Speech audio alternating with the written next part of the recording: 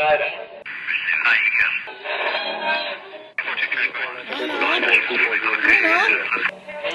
is that you? There, I think I got it.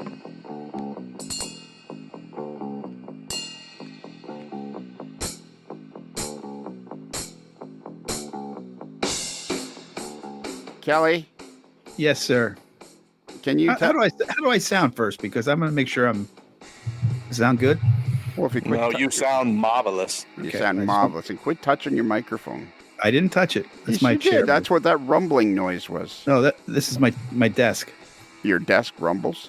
Well, the drawer rumbles a little bit, and I push up against it. Why are you... I'm trying to get comfortable. Brad, when we got into the studio, he didn't even have his microphone near him. And when he pulled it towards him, didn't it make that rumbling noise? Yeah. Hey, Kelly, can I ask a question? Sure. Did it ever dawn on you that it might be easier to just say sorry and move on?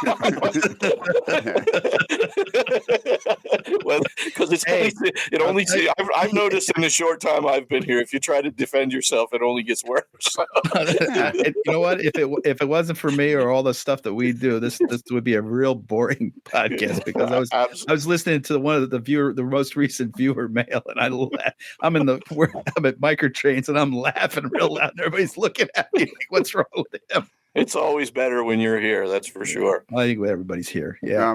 Well, all right. Yes, Lionel. We weren't trying to be funny on that podcast. No, it just turned out. What were you laughing at? We were trying to seriously answer viewer mail. We take our viewer mail very seriously. We actually did a lot of them. Especially that woman from probably Russia or whatever, or that guy, or the guy from Nigeria that pretends to be one. Oh God! Send me. All you got to do is send. I got this hokey email today from somebody saying your PayPal account's going to be charged $382. If you'd like to avoid this, call this number. And if you call the number, it's going to be. Okay, we just need your banking information. And your social security number. Yeah. And your Visa card number. Well, that's not even safe anymore anyway. The social security number, the breach. Yeah, my social security number is long gone. What do they call it in Canada? I can't remember. We have quite a diverse crew with us tonight. We've got somebody all the way from Medford, Oregon. Yay. Where they have a runway that's wide enough to land 3 of those giant Russian jets side by side.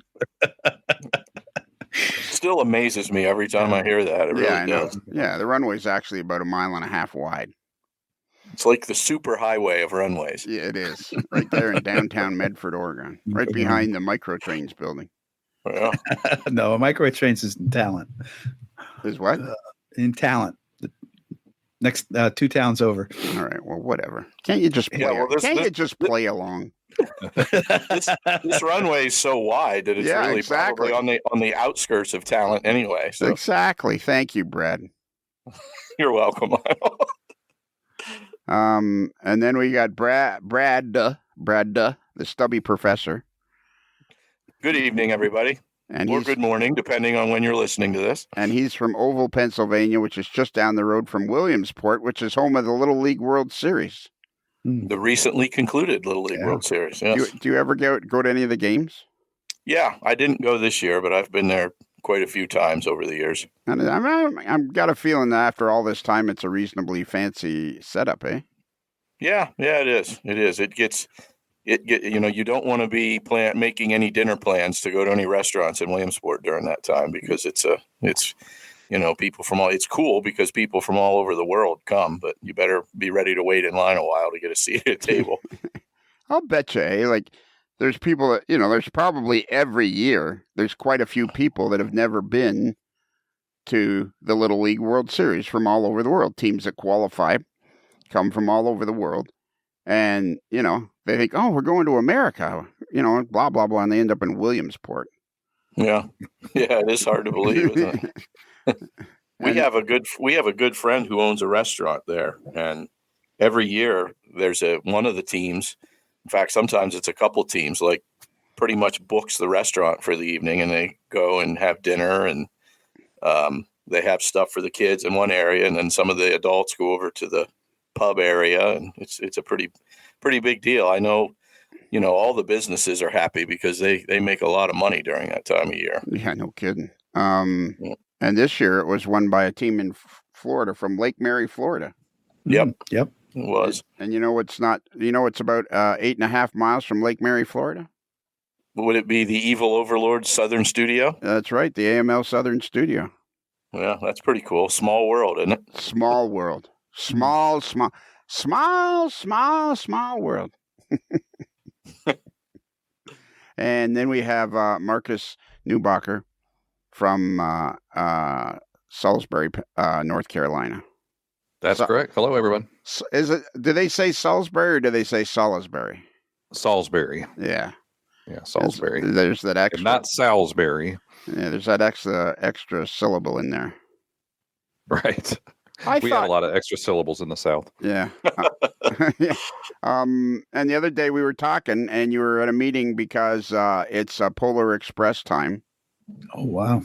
And It's September and already Polar Express time. That's right. Getting ready for it. And and you said you were doing auditions for the bear, and I thought maybe you had somebody dressed up in a bear suit or something. I noticed you perked up right away. Are you really interviewing the bear? Yeah. Well, I don't know. Like I've never been to the Polar Express. I should go one year. Well, this year, what NASCAR guys have you seen so far this year? Anybody? Well, we hadn't seen that yet, so we're just getting started with hiring the talent now. And so that's what we're working on. And should we go over again what it is you're supposed to do? Yeah, let's go over it step by step. Yeah. When you see a NASCAR star, you don't go up and bother the guy. You don't be hanging around him. But as you casually walk past, you go, Lionel Strang. That's all I say. It's like subliminal advertising. It's Lionel Strang. Yep, that's all you do. Yeah. And we get a NASCAR star once in a while, a football star once in a while, a movie star. We had a big YouTuber last year, and all the kids were going crazy, and I had no idea who it was. But he was this kid or guy. I think the name is Matt Pat, and he does something like film theory and game theory videos, and he's really popular. And apparently lives in Raleigh, and or in the Raleigh area. And all these kids on the train were just going nuts that Matt Pat was on the train. I'm like, who in the heck is Matt Pat? Matt Pat. That's right. But apparently, I learned later. I talked to my nephew Benjamin, and he knew exactly who he was. So that age group, he was a popular. I've gotten the same thing frequently already in the early school year. Like they'll be arguing, or not arguing, but talking about one of those influencers or something. And they say, Mr. Williamson, which one do you like better? And I'm like, I don't have any idea who you're even talking about. How can you not know that? I just don't. Sorry. And I hope you say, which one are you talking about?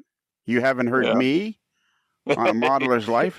I'm a regular on A Modeler's Life. That's the one you should be talking about. Yeah, I thought he was going to say that. I thought he was going to say that all the kids realized who he was, and that he was they were all excited about being a student of his. I think what I'm going to say next time is that's nothing. I know Lionel Strang and have met him in person.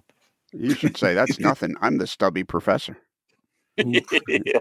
All right, we can go with that. Matthew Robert Patrick, better known as Matt Pat, is an American semi-retired YouTuber and internet personality, born November 15th, 1986 in Medina, Ohio.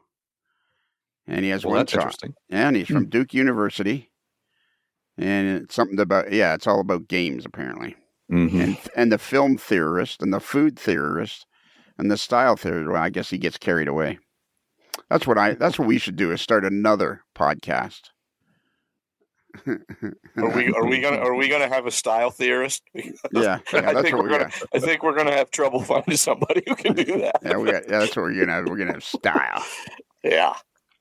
I got a very nice compliment tonight. I was talking to Alex Lang, who is the fellow that owns the Station Inn in Crescent, Pennsylvania, where I'm going to be next weekend. Yeah, where you're going to be next weekend, and I'm going to have to put off your mail again.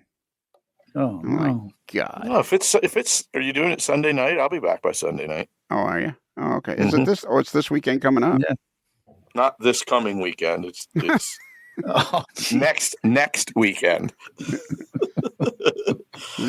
Kelly put you up to this, right? No. Yes, Lionel. I'm sorry. There, It Kelly. was 6 weeks ago, right? There, Kelly. See how you do that? Yeah. Throw me right under the bus. Okay, let's get our guest in here, John Doehring. This is part 2 of the great John Doehring email special show, answering his fabulous email that he wrote some time ago. And there was 9 points, and we got to number 4 because we were having such a great discussion. And since that time, we've interviewed. Who have we interviewed since that time? Some From people. the NMRA, you mean? Yeah, Martin Jenkins. Andy Zimmerman. Yeah, and now we're going to go back. This is part 2 of the great John Doehring podcast email that he wrote. I'll share it. Let me share it. Let's share it on the big screen. All you guys just turn to the left and you'll see it on the big screen because we're all here together. There it is. Look at that. Look at me go. Oh, I know what I had. You know what? I had a great idea. I had an idea. Okay. Apparently, there is no R on idea, but there is on my idea. We were talking. Who were we talking to? I forget. But anyways, they steered me towards another great Facebook page. Who were we talking to? It wasn't that long ago. It was a few days ago. I can't remember. Anyways, it was a CNO Piney Fork Division or something. Oh, we were talking. I was listening to the Norm Charbonneau. No, that wasn't it. I don't know. I can't remember. Anyway, somebody steered me towards this great Facebook page, and I'm like, I can't keep track of all this stuff. And then there was some links. But when we talked to Norm Charbonneau, there was a couple of great links for model building kit companies. And I'm thinking, I can't keep track of all these links and all this stuff. I try not to get too many links. And then it hit me like a bolt of lightning out of the blue. I'm going to start a page on the website for links. The links that I like and I want to find, I'll just put them over there. Mm-hmm. That is a great idea. Yeah, so we can start a new contest. Hey, dude, where's my link page? Where's my link? Hey, Lionel. Yeah. Is this going to be on the free channel or Patreon? It's going to be on the free channel. All right. Good. So, that's all I need to know. That's right. And actually, on the Norm Charbonneau interview, that was several weeks ago, you asked me at the 40-minute mark.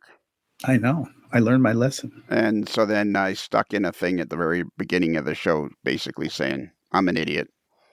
And then you'll love it. You'll wait till you hear what I did. It's fabulous. All right, let's get right to this. John Doehring, you haven't said anything yet. Say hi. Hi.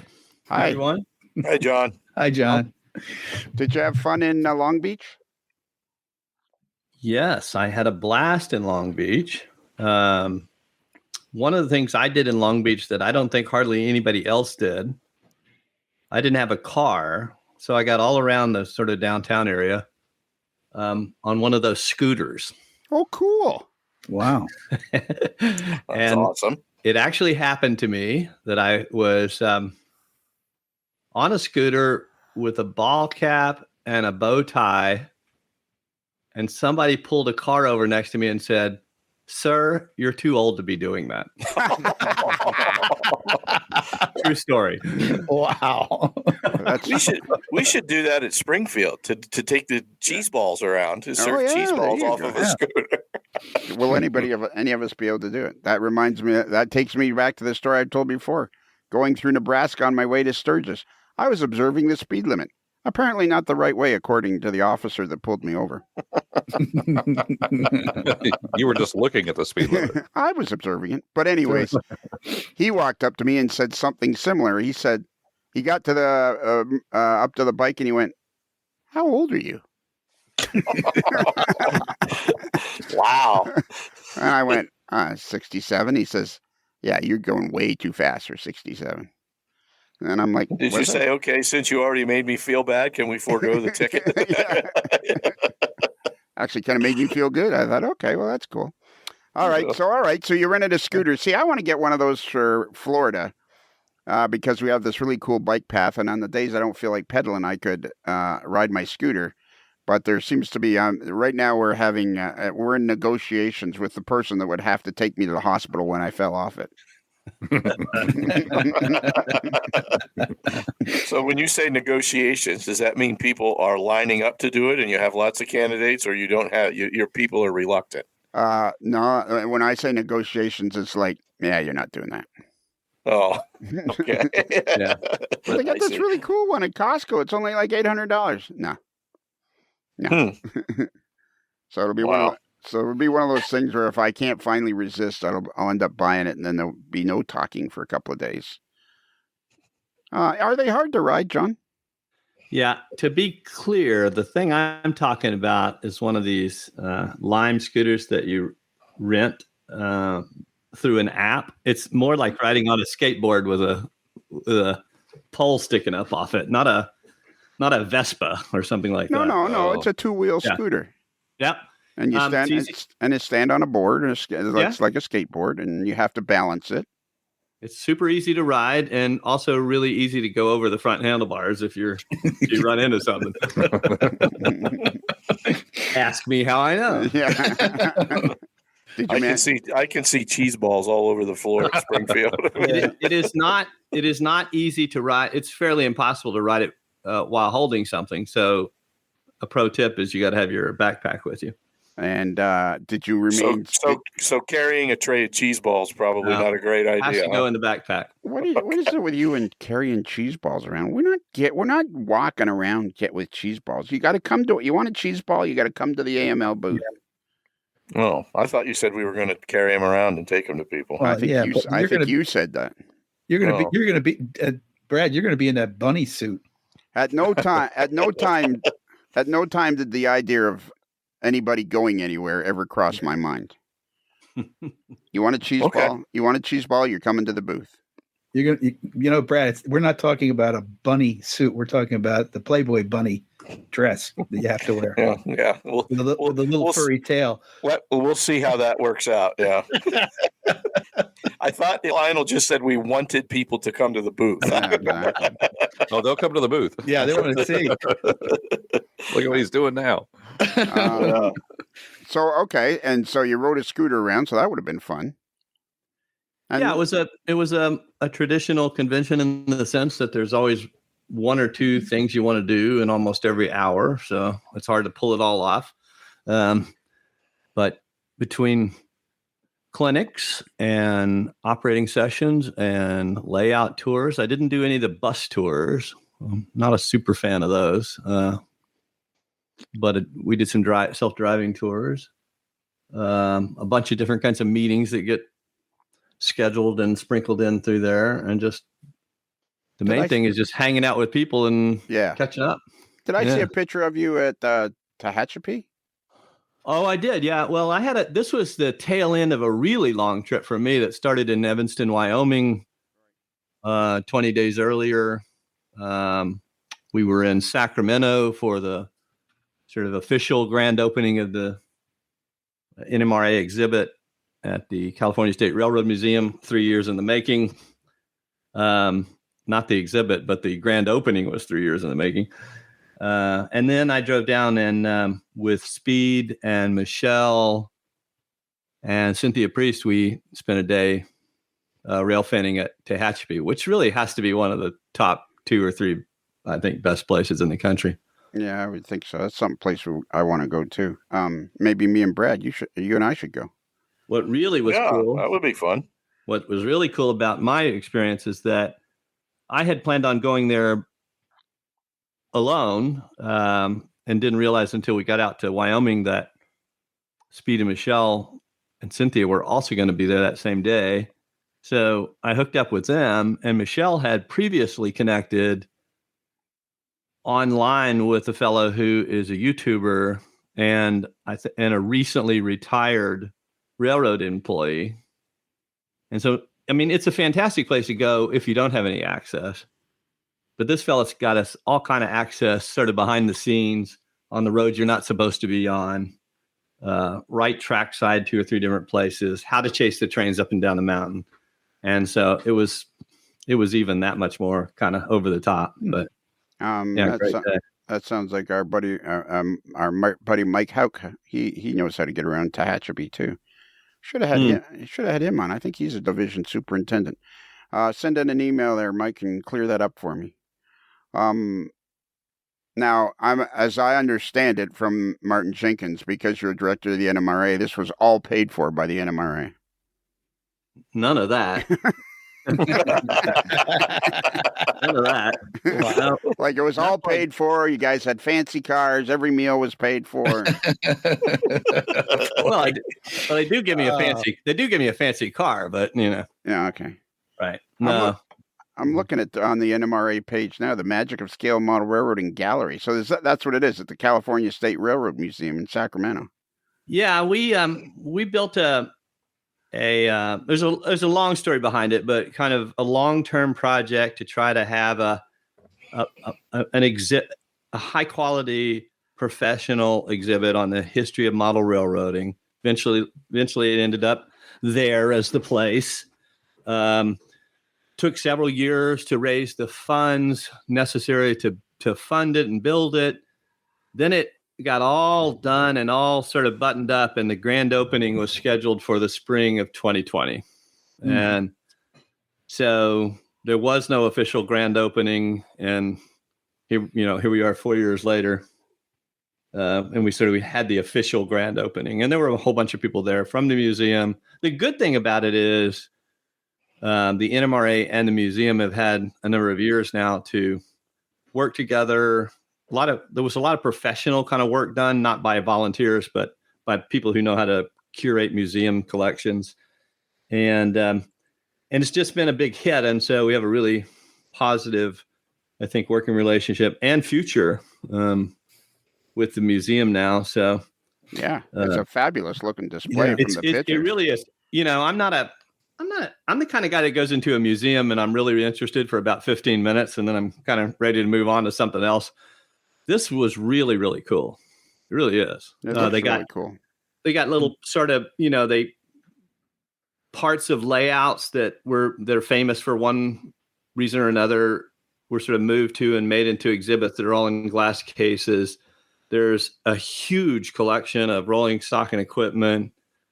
It just sort of tells the whole story of how the hobby's evolved, and it does the whole thing. And I don't know how much space that is. I want to guess maybe a couple thousand square feet. Yeah. It's a second floor of the museum, I think. Yeah. If you've ever been to that museum, you'd go upstairs and there was sort of like a toy train collection kind of in the corner, and it had a little bit of the stuff, but it didn't tell much of the history. And it was really focused on, kind of collectible Lionel trains and stuff like that. So this is a whole different deal. And Charlie Gatz, who's an NMRA president, kind of was one of the guys that sort of led this whole project for the last decade or so.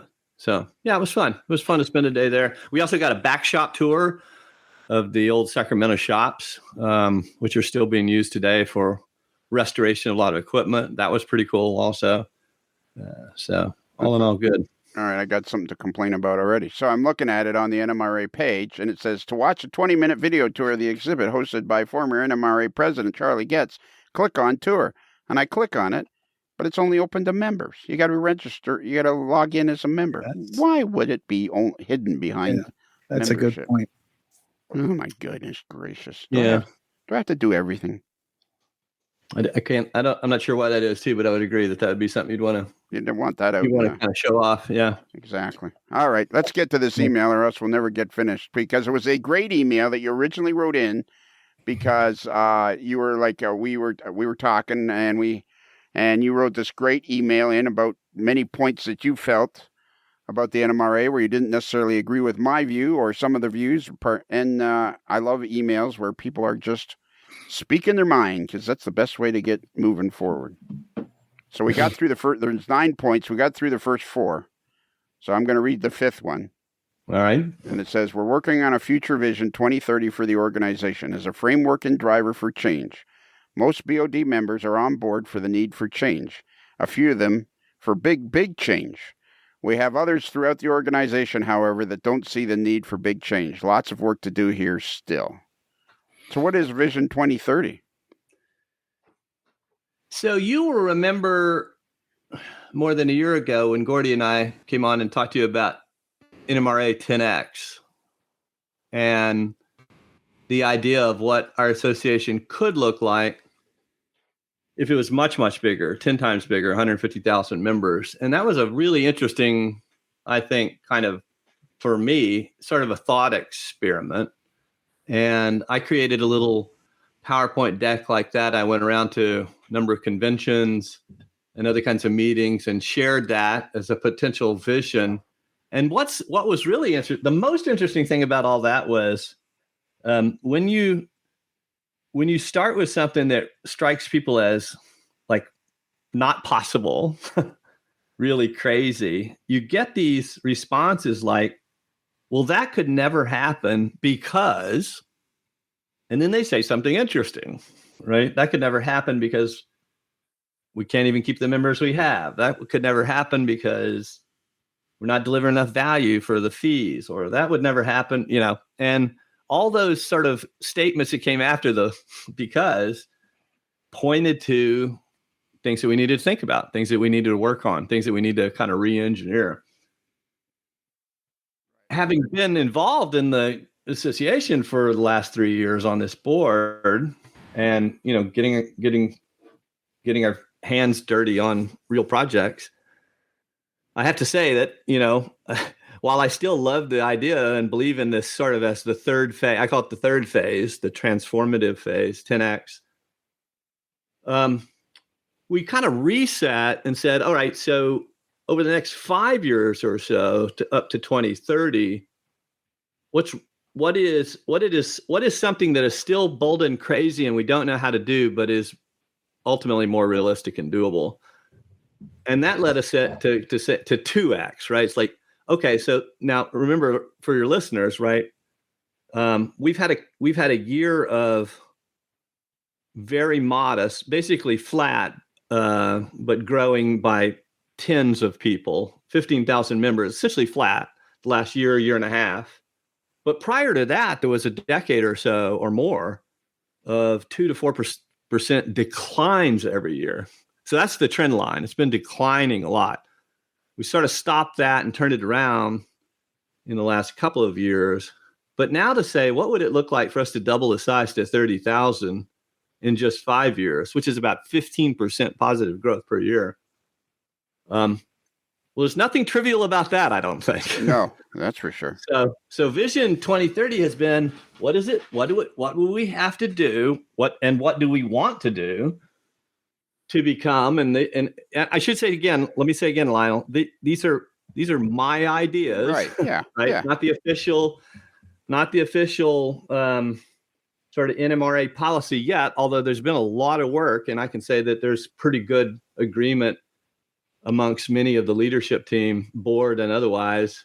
What does it look like to either put the NMRA into or back into or into the sort of position of being, I think, the premier association for scale model railroading? That's my goal and my dream in just 5 years. What do we need to do to be considered the premier association for scale model railroading? And then we just have a kind of a working list of things that fit into that and sort of go area by area.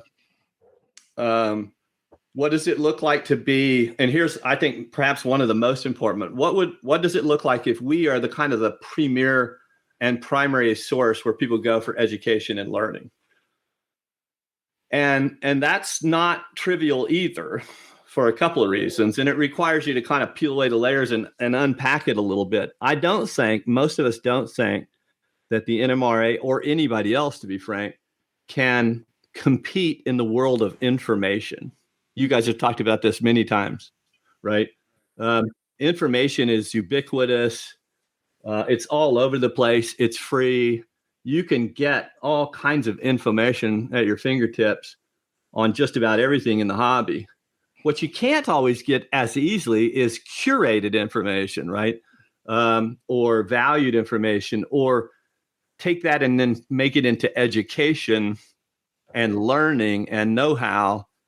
And I think that comes through a connection with another person, or you might say hands-on, right? we've just done this survey this summer, and we've asked people sort of where do you go and get your information? How do you learn about things? The NMRA is still mostly dominated by people who are my age or so, in their 60s, even 70s. They still, model railroaders in my age cohort still do things in very traditional ways, like learning from magazines or books, and a little bit from, and also using YouTube and Facebook and stuff. But what we've got to do is think about what does it look like to be the place where people come to learn about stuff for people that are also much younger, right? So that's a big, huge kind of pillar of this vision statement.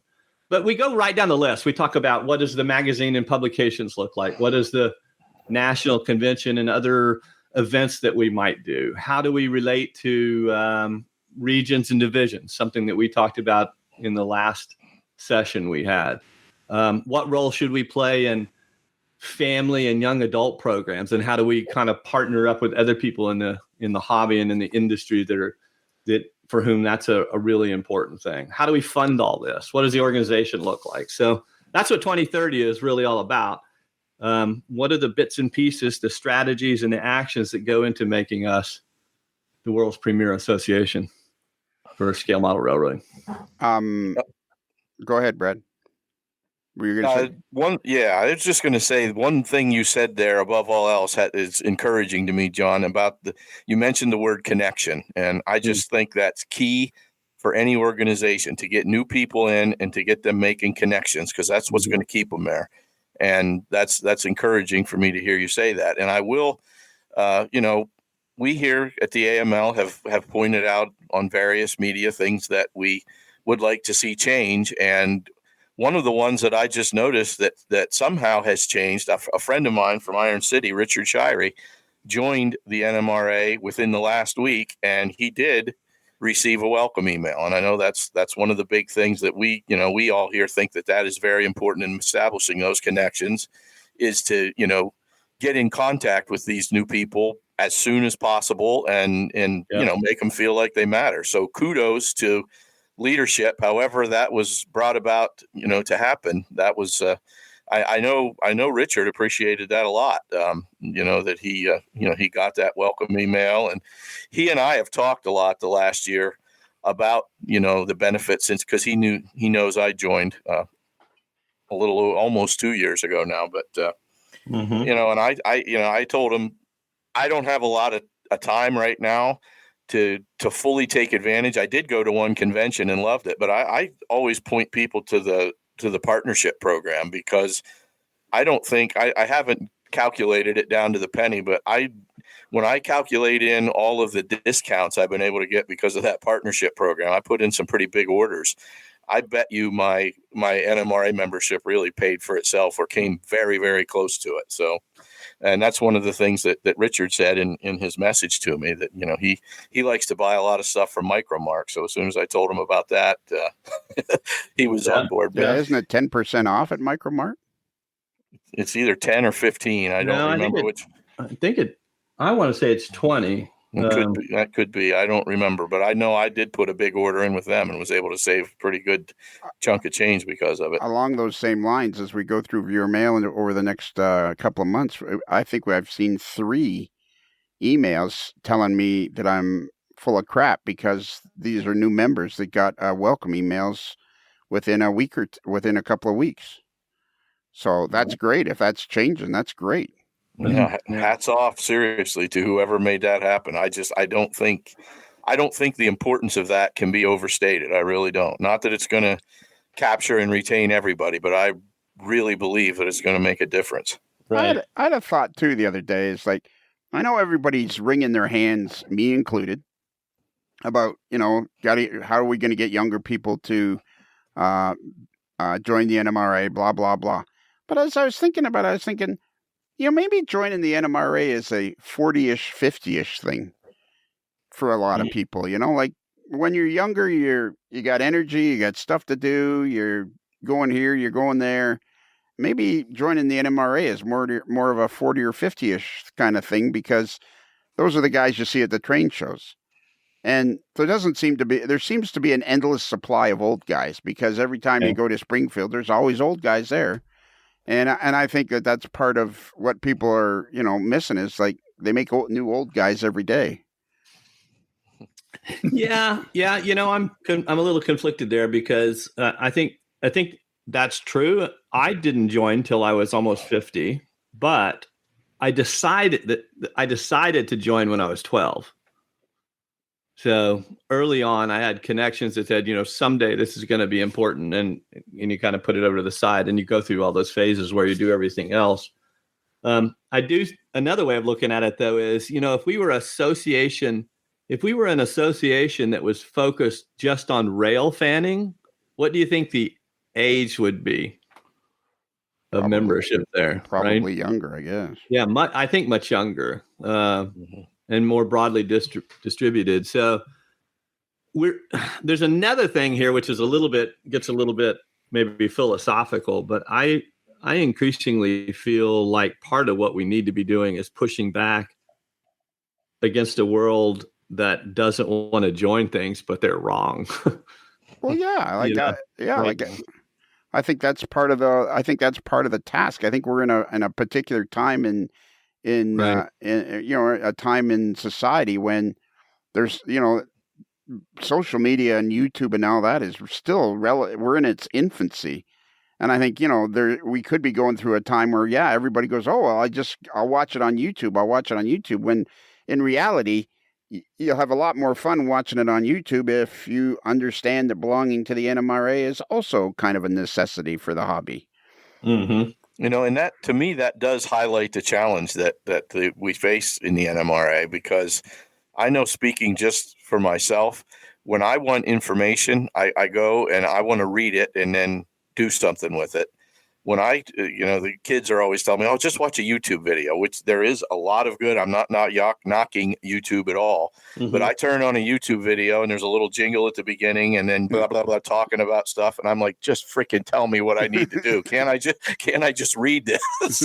So I think that is like a generation gap type thing, because younger people just eat those videos up and I say, I don't see us competing in the information space. I'll give you a perfect example. I think for me, this is a personal example that really drives this point home.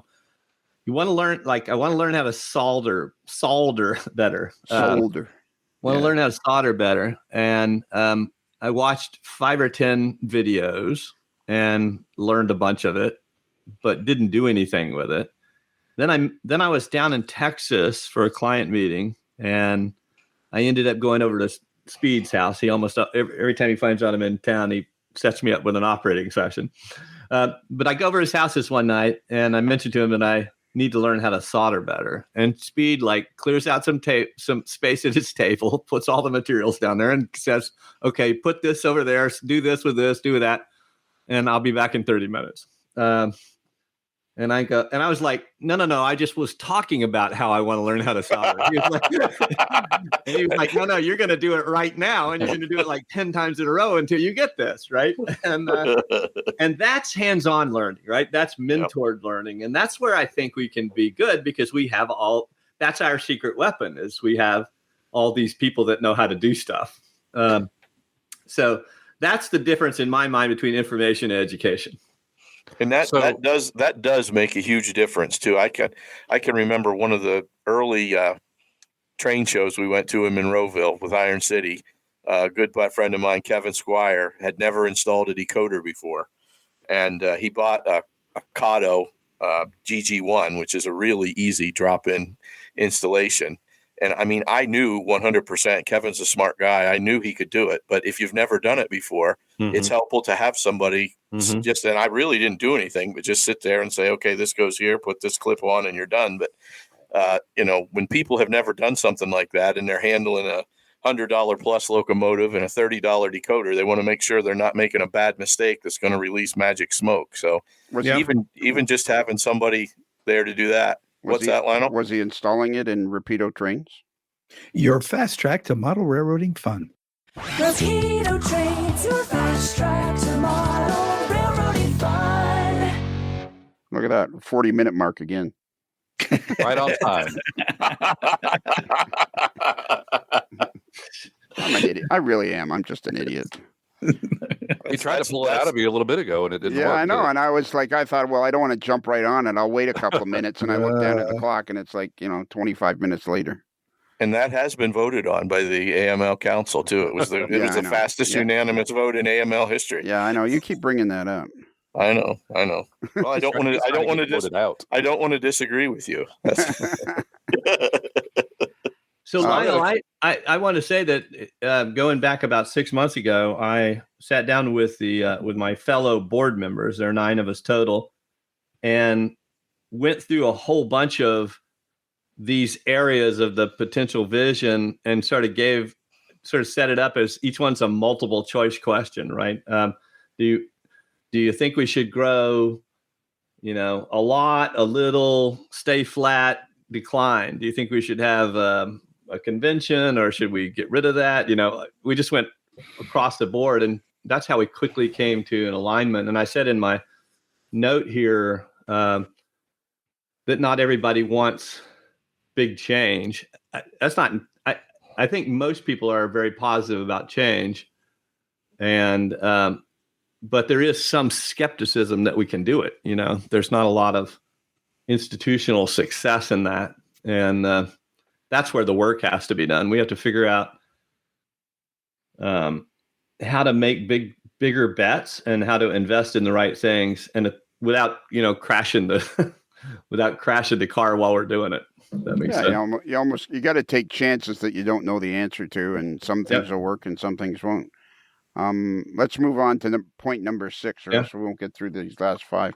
I'll read it. So the NMRA is often the center of conversations about what to do. Many other hobby organizations or loose groups are able to define themselves in part by their not NMRA stance. So RPM can be valuable and exist in part because it's not a contest or not scratch building and such. Fremo can be non-organizational without structure. I participate in both. Both often use NMRA insurance, which requires organization and structure. That's okay, but I'd like to see the NMRA focus be more on why do we have these things, attributes that others have rejected. It's not because we're trying to lose.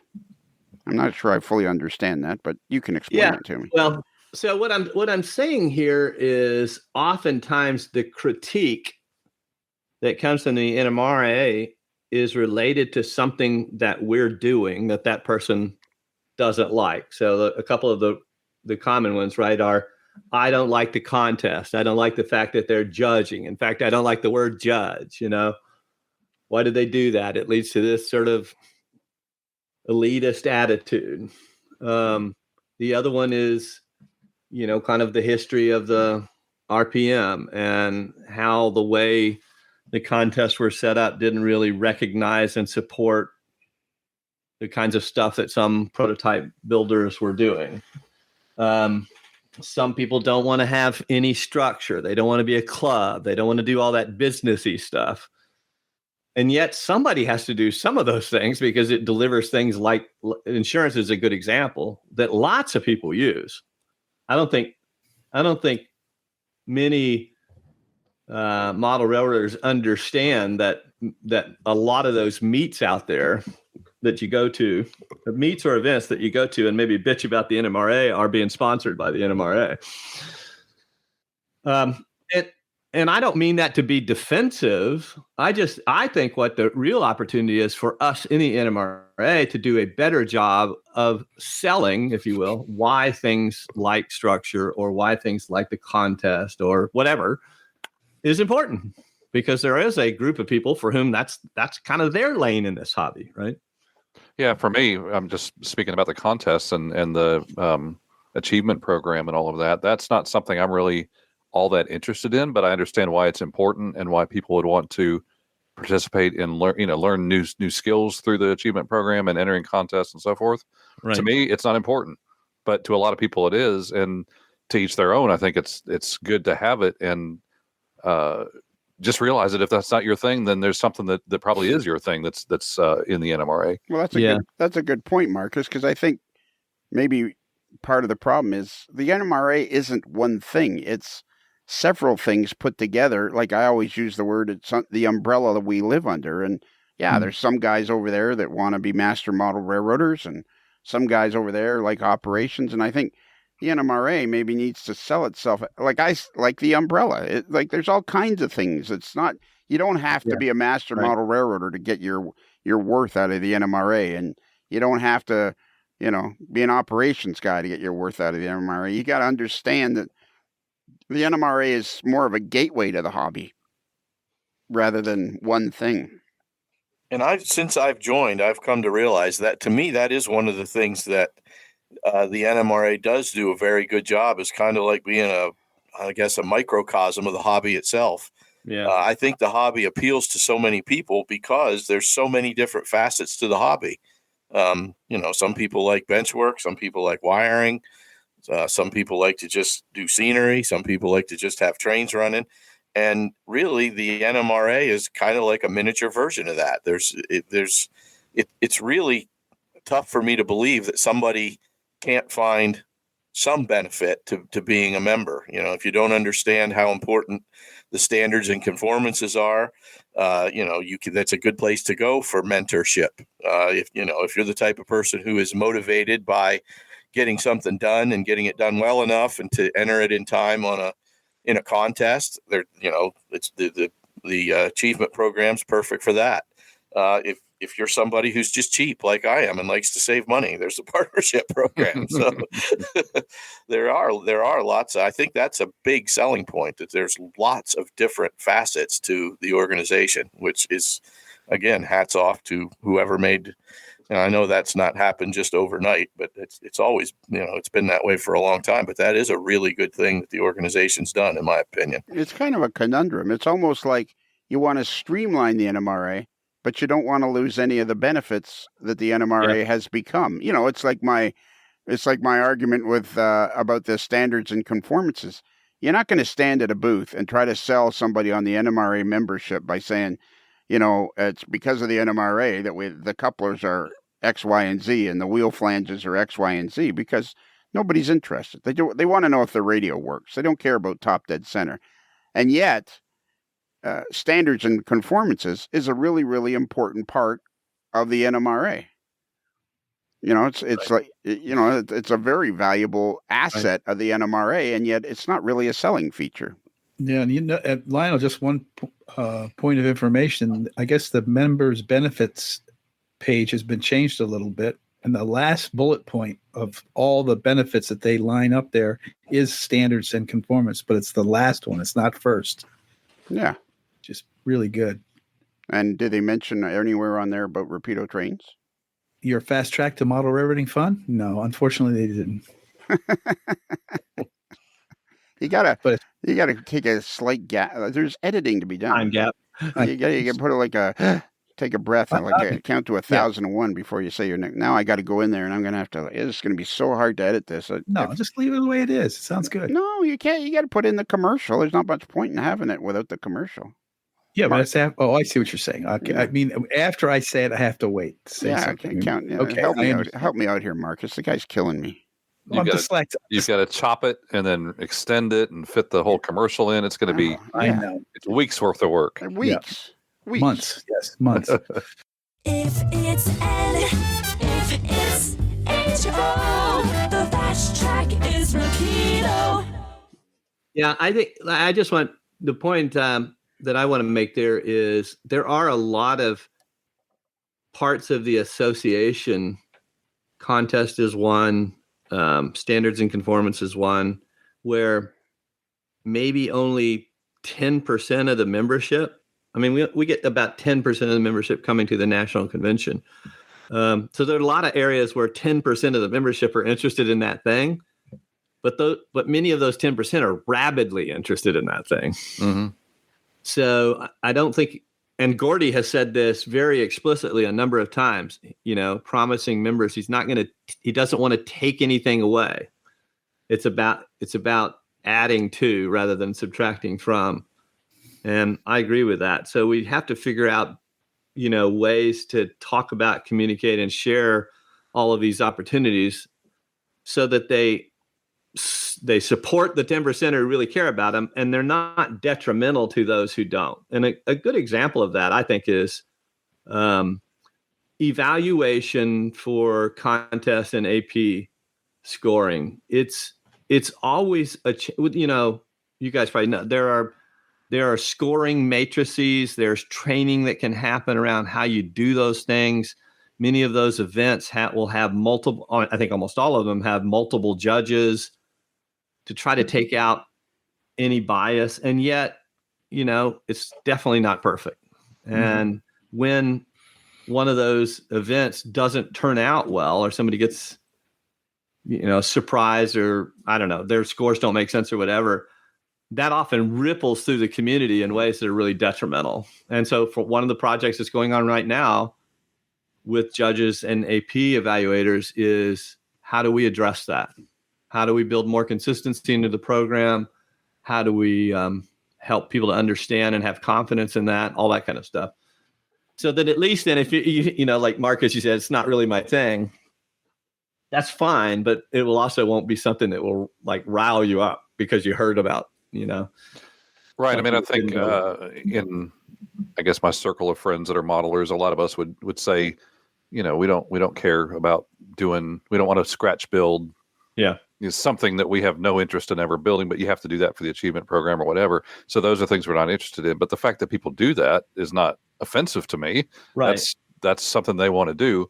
I just don't want to do it myself. And, getting the certifications and all that, I could probably get a bunch of those certifications for different things that I've done, but I don't care about that. And to me, that's okay that I don't care about that. But it's also okay that somebody else really is, really into that and wants to achieve those goals. Yeah. Yeah, I think that's the secret. I think that really is the secret, just like Marcus said. Like, I've got 2 AP things, and like, I could care less if I ever get another one. However, I admire people that are master model railroaders, because that's something they really enjoyed to do.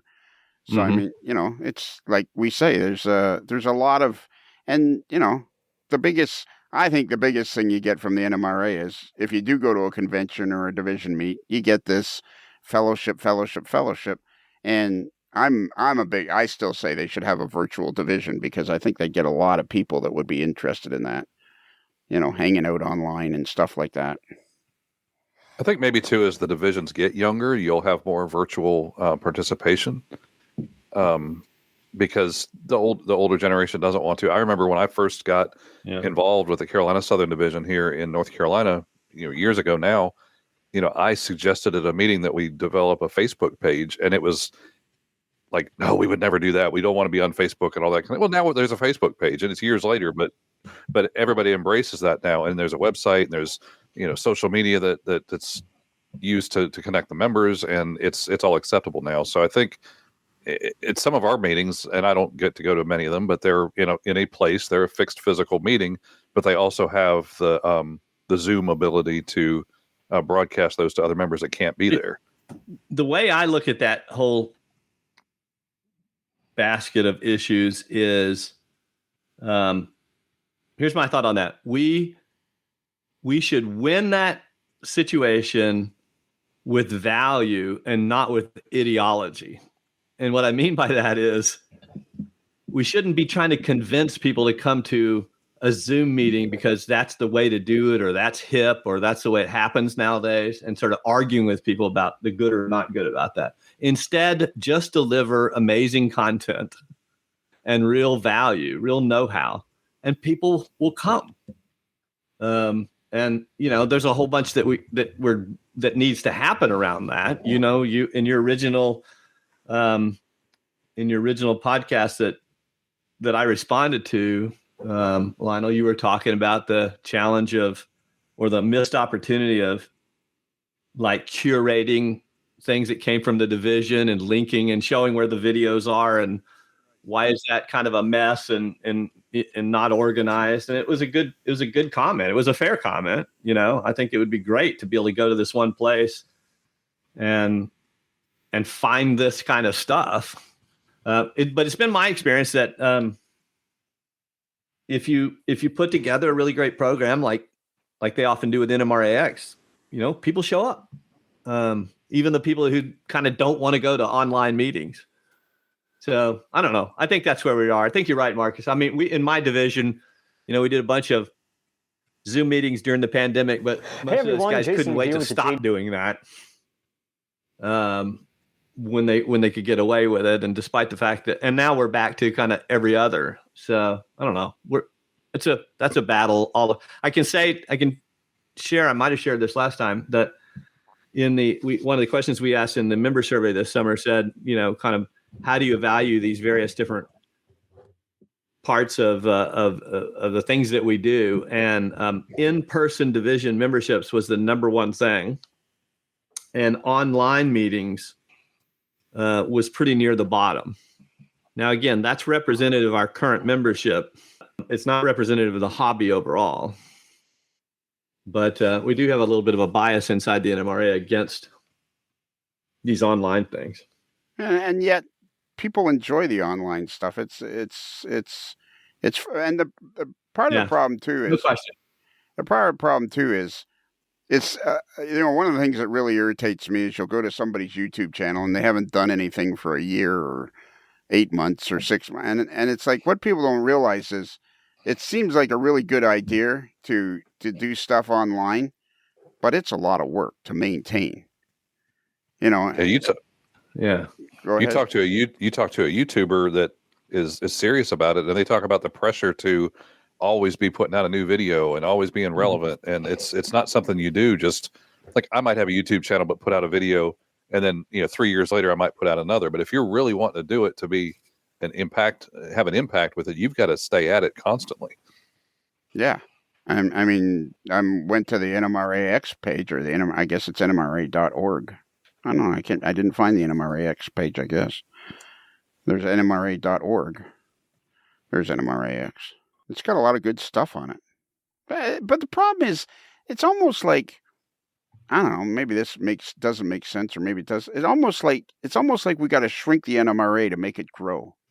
Like, I think part of the problem, through nobody's fault of the present board or the present guys that are running the NMRA, is the thing has become so big and cumbersome, it's hard to get anything done almost. It's it's a huge organization. Like I'm still stuck on, like, oh my God, like, every division has to have a superintendent, a treasurer, and a newsletter guy. And, like, I don't know how many divisions we got, but we must have hundreds. 150 plus. Yeah. Yeah. And we could cut that down to 75 or 70 or 60. And then you always hear the argument from people, yeah, but my division's already so big, I have to travel 3 hours to go to a meeting. And it's kind of like, well, then it's the year 2024. Do it online, or don't do it at all. It may be that's not an either or situation, but something where we could do both. Because I think in particular, online gatherings work really well when they are based on interest and affinity other than local proximity, right? So, like, you got Iron City, right, that presumably draws people, at least lots of them, because they're in scalers, or you have certain kinds of modelers, or those kind of groups, I think, flourish online pretty quickly. An online group where what people all have in common is that they all live in Pennsylvania doesn't make much sense, right? Yeah, exactly. The NMRA interchange gives us technical support and infrastructure to do that. We can have pretty big video meeting rooms, so there's not and that's free. But we haven't really solved the kind of friction around getting those things started. They're available, but they're not used very much yet. So I don't know. And I think there will be more, as we talked last time, there'll be more thinking and change around division and regional organization over time, but that's pretty complicated. today. Yeah, like you say, it's pretty complicated. And I think that's a big part of the NMRA. It's pretty complicated. I'll tell you how I do react to your comment that I do sort of agree with is as an actual example of how we sort of make things complicated, and maybe we don't have to. If somebody decides they want to put on a region convention, this would be a division team, and they want to put on a region convention, and they follow the model that typically gets followed. And this is sort of true of a national convention too, right? Then you have to figure out a whole bunch of stuff: clinics, op sessions, prototype tours, layout tours, contest. I'm probably missing a couple more. So that's a banquet. That's a whole bunch of stuff you have to figure out and do. I'm somewhat envious of the kind of the RPM style that says, bring your models. Here's the address. Yeah. Right. Oh yeah. We're going to have some clinics and stuff, but they sort of get rid of a lot of that complexity. And there's always been this kind of sense, I think, amongst people who plan NMRA events, conventions, like you got to have a ton of stuff to do so that we solve all these, that we support all these little local sub communities. But it would be a lot easier to just say, look, this is what we have here is clinics and layout tours, and that's it, or something like that. So yeah, and that's, if we can go back to the online thing, I had something I wanted to kick in there. In order to have, I think, a successful online meeting or online whatever you're trying to do, it does require a pretty significant change in, I don't know, mindset, I guess, of the person who's running it. It's just a very different way to communicate than what a lot of people who are 50 plus, 60 plus are used to. Oh, yeah, and sure. in my job as a teacher, I've had to change even. I mean, COVID and the lockdowns and Zoom classes were just, I just was not equipped. That's not what I'm good at. I was better at face-to-face, and I had to really learn how to present material differently and how to interact differently.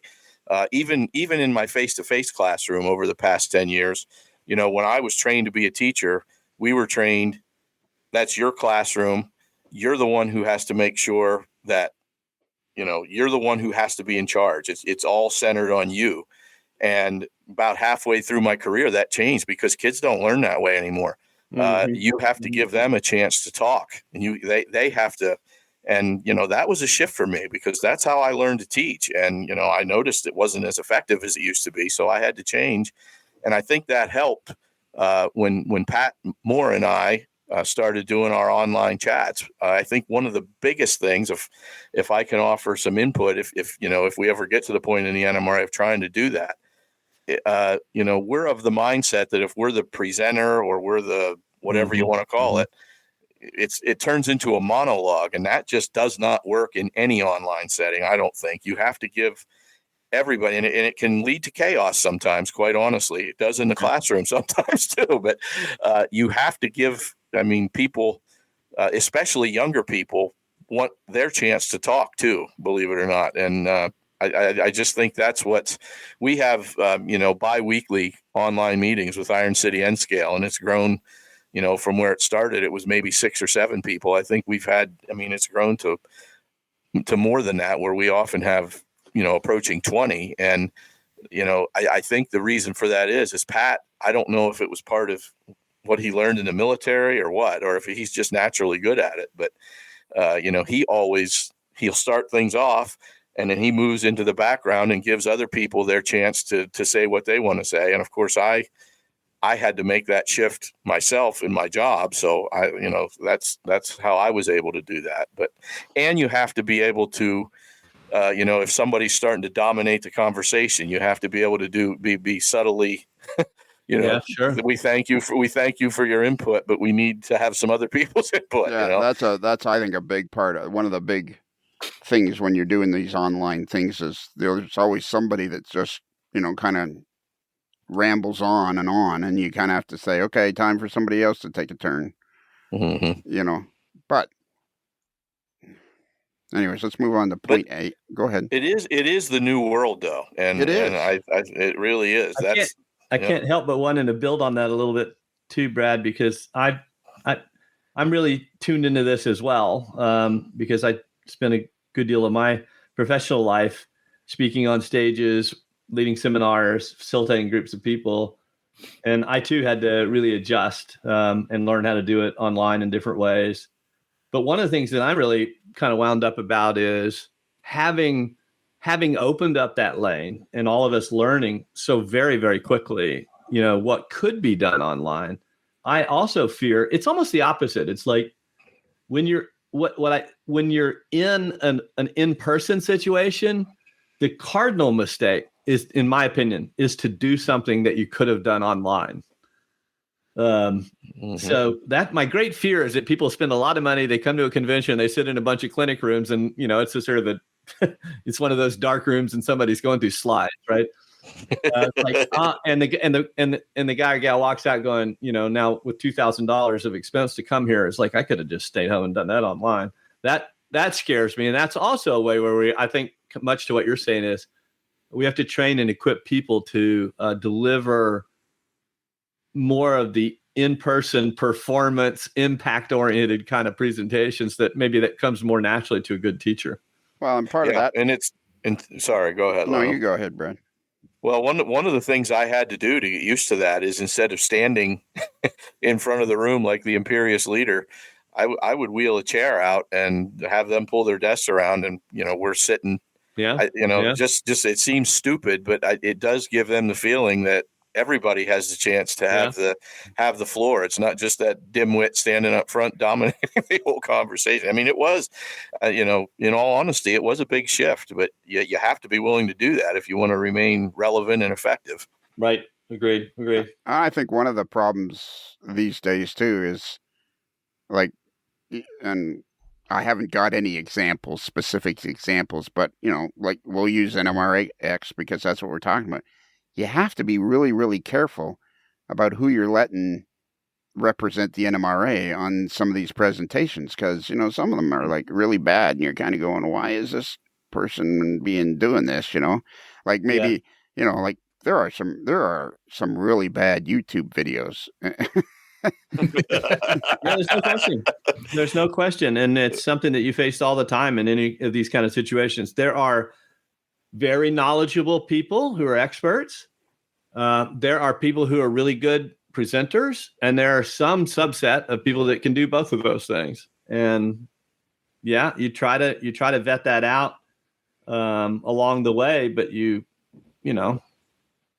mean, it's up to you get one or the other. Yeah. It's up to the individual to accept what they're good at and what they're not good at.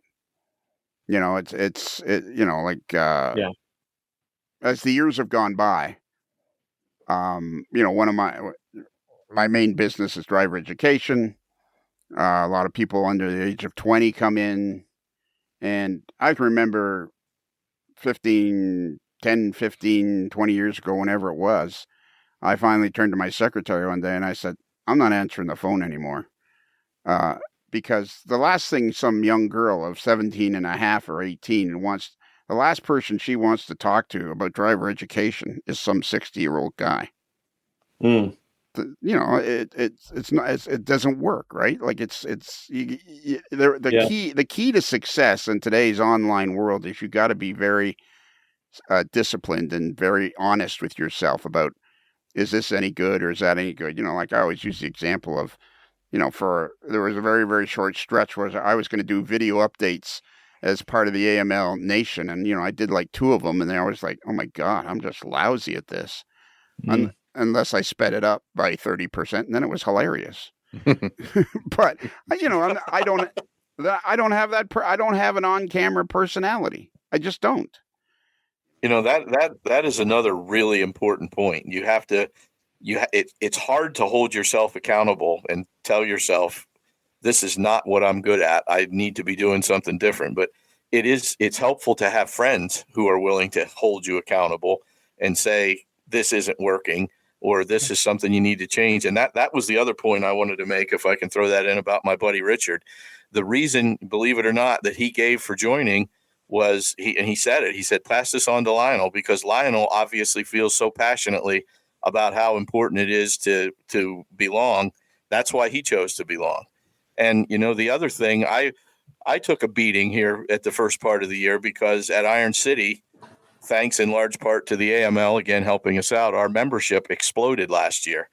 And Pat used to do a welcome right on the page to every new member who joined. And that was filling up the whole page and people's content was getting blotted out. So we decided we would stop doing that and just have a list of people each week who had joined. Well, the overlord wasn't too thrilled with that. And it made for some good fodder on the podcast because he got to bust my balls a little bit. But, if you're willing to listen to that, because, I could tell he was doing it partially just to try to get under my skin, but he did have a good idea. It goes back to making connections. People want to feel like you give a crap that they belong. So we changed that. And it was because of Lionel's, I'll call it gentle persuasion, because I would have never thought of it. But,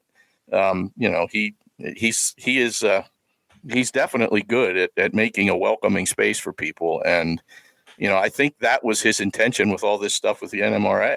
He cares about it, and he is passionate about, I don't know if passionate's the right word, but he does believe very strongly that it's important to belong, and people do get that. So I just think, I'm glad we're able to have these conversations after, some of the rougher times we had back earlier this year. But I will say, and I know Lionel doesn't need me to talk to him, it comes through. I wouldn't be a member today. I'll just say it that simply.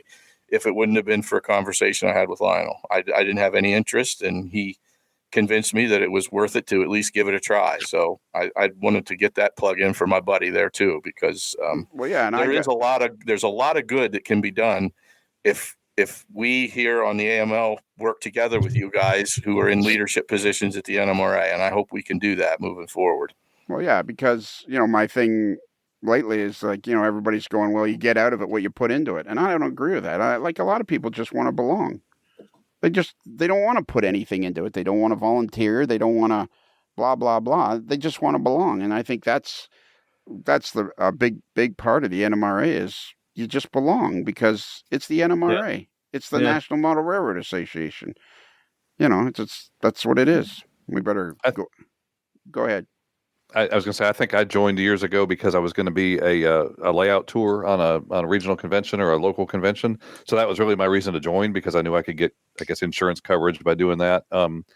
But the real reason, honestly, that I rejoin every year is because our local now assistant superintendent, Alan Hardy, if he's listening, he would email me or he would text me or call me and say, hey, you need to renew your membership, because it was that personal touch that kept me coming back. Yeah. And I think it's the actual, I don't know that I get much at all out of the national portion of the NMRA, except we have the standards and all that, but the local connections and the people that I know that are members, that's the value to me. And I do say that, kind of like what Brad said about Lionel encouraging him to be a member. These guys encourage me to stay current, which often I forget to renew, and they remind me and they prod me and I renew. So I may be a new member every year when I join, but because I've expired at different times, but that helps me. And I think it means a lot that maybe at the division level, people are reaching out to members and encouraging them to come back because they have not renewed and things like that. Can I ask a question about that, Marcus? Sure. Have they taken the talent of prodding to the level of an art form the way the evil overlord has done it? No, but I do get a gentle reminder every year. But he's quite good at it. That's right. But because I don't have a dog in the fight. I just think it's what you do because it's like I think it's come and gone. But Uncle Dave and I did a fireside chat where he wanted to talk to me about me giving the NMRA too hard of a time about the welcome emails, and he said, "Can we do it on the air?" And I said, "Sure, knock yourself out." And we had this big long discussion, or 30, 40 minutes. And I said, "Are you sure you want to keep doing this?" And he's like, "Yeah, we're talking." And I said, "Okay, I'm going to ask you a question." And he's like, "Yeah, you can ask me any question you want." And I said, "So why haven't you belonged to the NMRA for the last 30 years? Yeah, and it's like, it's just, I think a lot of people like we were talking to Martin. The other person we talked to recently too is Ray Pershing from the AP, who's now the new head of the AP program. Martin Jenkins says there's a new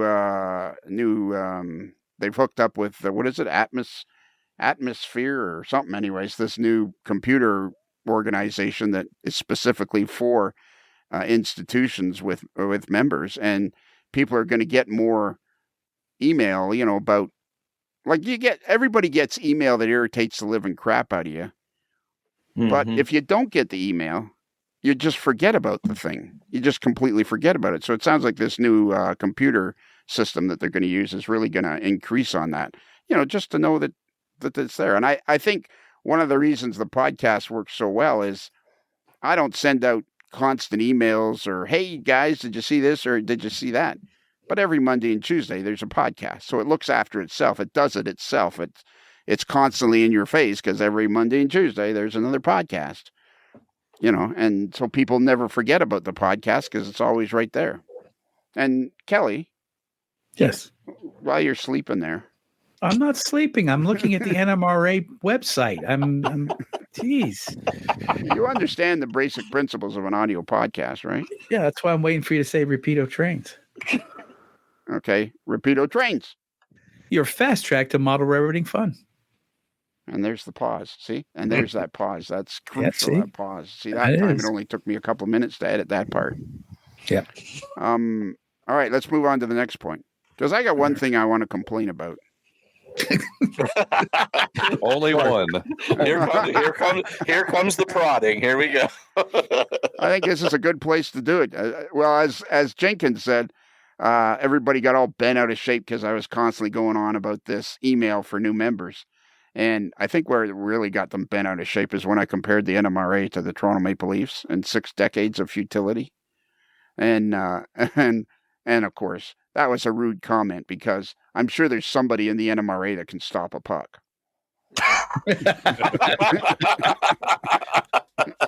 or at least wave at it. Yeah, acknowledge it. Yeah, that's all I'm looking for this season. If we could just get a guy that, he can't stop it, but if you could acknowledge that it's going by you, just kind of a dip down your knee or something, kind of like, oh, look, there goes a puck. That would be super. Just that's all we're looking for. Just somebody that can recognize that there's a goal behind them and you're supposed to stop the puck. It won't be long till hockey season starts up again, and this will happen all over again. I'm sure by the time we hear this, it's probably just got underway. My son and I have gone to the first game of the season, and halfway through the second period, I'm hanging my head down, going, "Oh my God, here we go again." and I've sent out George Bogatuk and I, who works with soundtracks, goalie George. We have this thing where we're constantly sending each other texts. See you in the finals. All right. So it says number 8. I vacillate. Oh yeah. Yeah. That was something I wanted to say to you earlier there, John. Yes. Don't use big words like ubiquitous. Okay. How about waffle? Yeah. Yeah. I love waffles. I love waffles. I had a 2-door ubiquitous, and the thing, it was just a piece of crap.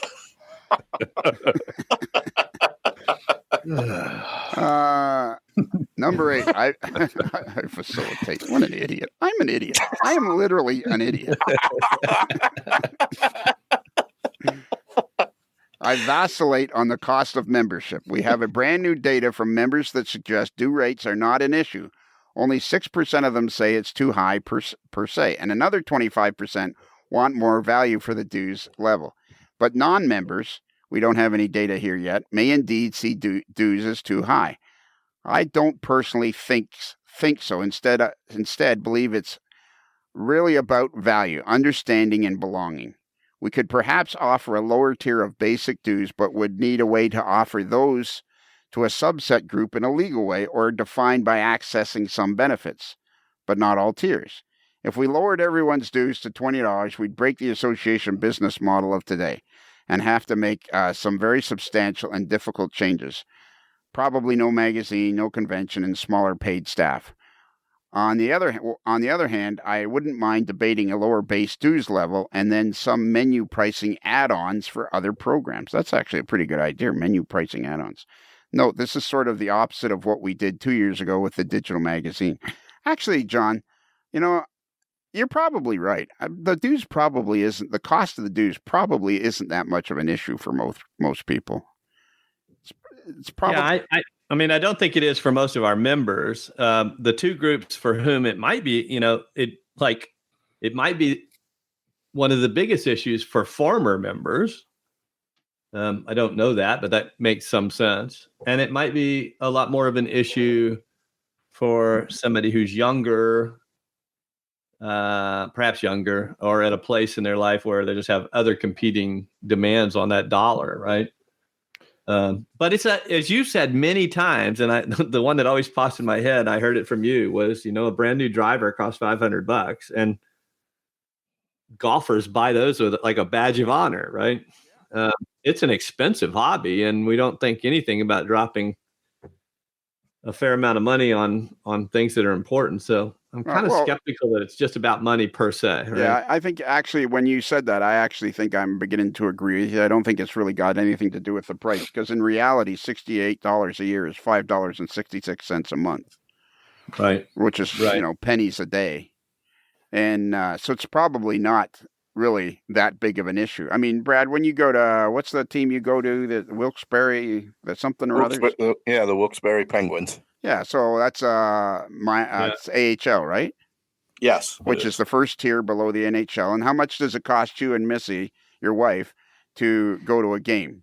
And forget price of gas, but you guys go, you buy a couple of tickets, you have a couple of hot dogs. The tickets are $22 each game, but we have a partial season ticket package, but it breaks down to about $22 per game. Is that what you meant? What is it? Yeah, I'm sure you guys have a drink and a hot dog or something. We usually go out to dinner before. We don't often buy stuff. I buy Horton's coffee because Can you not just play along? Can you not just play along? Yes, we do.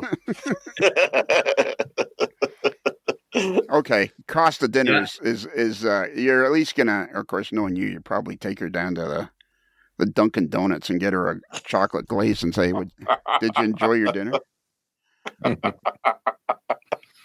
Seriously, that's not funny. No, seriously though, I don't want you to be offended by this, Brad, at all. But is Missy blind, legally blind? No, she's gonna love that when she hears this. She just likes puppies. Oh God! Rough crowd. Yeah, what a crowd! What a crowd!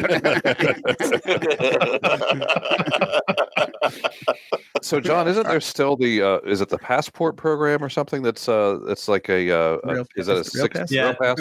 The program is called Rail Pass, but it's really for first-time members, and we've had a lot of discussion about it. It's not actually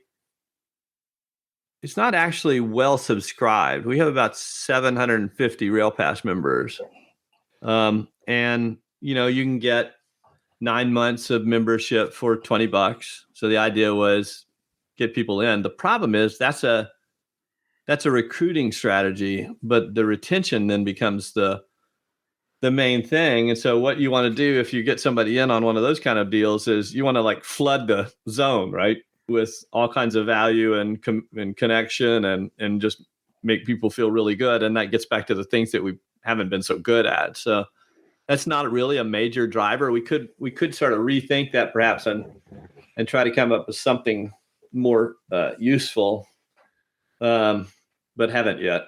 Yeah, because to me that's like your introductory offer. You get maybe a younger person in at a lower price like that, and then, but like you say, you got to hook them somehow. You got to hook them and get them to say, this is really worth it. I will renew for even maybe if there's a step process where the next year you get it for $40 or something that is kind of transition between the $20 range and the $70 range. I think that I have a problem. I'm a little bit skeptical of that because I don't personally think that joining the NMRA is a real impulsive purchase.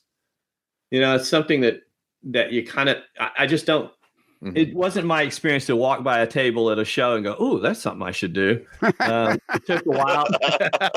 You had to become educated around that. You had to kind of understand that's where some of these other guys were, or you had to kind of know that that's where I was going to get this value out of it, or you had to grow up like I did, thinking I want to be an MMR someday, and then that was a whole different kind of thing. We could, and that's why I said in quotes in a legal way, we could do something like, and some associations do that, where there's kind of a young adult member price. You can sort of, I think, do that legally.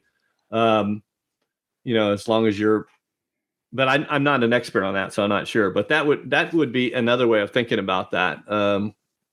We already offer family and student options, but those are really narrowly defined, and we don't have that many people that take advantage of that either. Mm-hmm. The main thing I said in here was, you could, Lionel, you've said every once in a while you'll say we should have a $20 or $29 or $19 right, or whatever it is, and everybody's in this big club. And I could see us, if we had 150,000 members, that would work, but I don't know how to get there. And we'd have to start with, like I said, breaking everything and getting rid of a bunch of stuff. And so the pathway to something like that is very hard. Then you could then have this add-on of, well, what if we had a relatively low entry price, but then you had to pay, an extra, I don't know, $20 a year to be a part of the AP program, if that was your thing. Or that's actually a good idea. That's sort of a menu pricing strategy, but then you have to sell the value of each program. It's not necessarily the wrong idea, but and that's kind of that's why I said a couple years ago, that's essentially what we had with the magazine, right? Because you could be a member without the magazine. And what we decided was, and it was one of the first decisions I took on the board, was, well, if you have this kind of menu pricing option like that, what you end up with is a whole bunch of people experiencing the NMRA really differently from one another. There's a whole bunch of members, 50% of the members don't have the magazine, so they never get any of that. And we decided to combine all that so that there wouldn't be such a thing as a member who didn't get the magazine. That's, you could look at that both ways, and I don't know that ultimately that I know the answer to that. I still fall back to, and Gordy and I talk all the time about, kind of our magic number is sort of $49 a year. If we were at $50 and we were adding a bunch of value and we were doing things, at the level that we want to be this premier organization, honestly, I don't think $50 is a problem, and I don't even think $100 would be the problem for most. Right? Here's the thing I would say about that. As a recently joined member, I could have chosen that $20 option and joined for, was it 9 months, or I forget what the period of time is, but that I didn't do that. I thought, I've weighed the pros and cons. I've talked to people who know, and I've decided I'm going to join. I'm going to do it for a year and give it the full year to try it out, and I re-up. So it's not for me, and I know this ruffles feathers, but I'm standing by it. For me, it's not the price I pay. It's the fact that it's not equitably distributed across the entire organization. To me, it just, and then nobody's going to change my mind. It's not enough to make me not want to belong. But to me, it doesn't make sense for me living here in north central Pennsylvania, where I have to drive 2-3 hours to get to anything, for someone to tell me you live in the United States, so you have more opportunities than somebody does in another part of the world, like Toronto, for example. Someone who lives in Toronto, where there are many opportunities, pays less than I do. And like I said, it's not enough to make me want to not belong, but I can tell you, listening to the rank and file on the ground, I have a lot of buddies who that really sticks in their craw. I just cut you off, John, for just a second, but I apologize. But Brad made that point to me, and I thought when he said it, I thought, man, is he ever right? Like, living in central Pennsylvania, and you're 2 or 3 hours away from, he doesn't have the same opportunities as somebody that lives on the East Coast. Or if you live in Medford, Oregon, you don't have the same, it's 2 or 3 hours to a division meet. And I think that's a great point. The fact that the fact that you live in Great Britain you can't necessarily say that that's a detriment to the guy that lives in Split Lip, Wyoming. There's a guy that's in Split Lip, Wyoming, isn't much better off than the only difference is it's cheaper to get stuff from online sellers.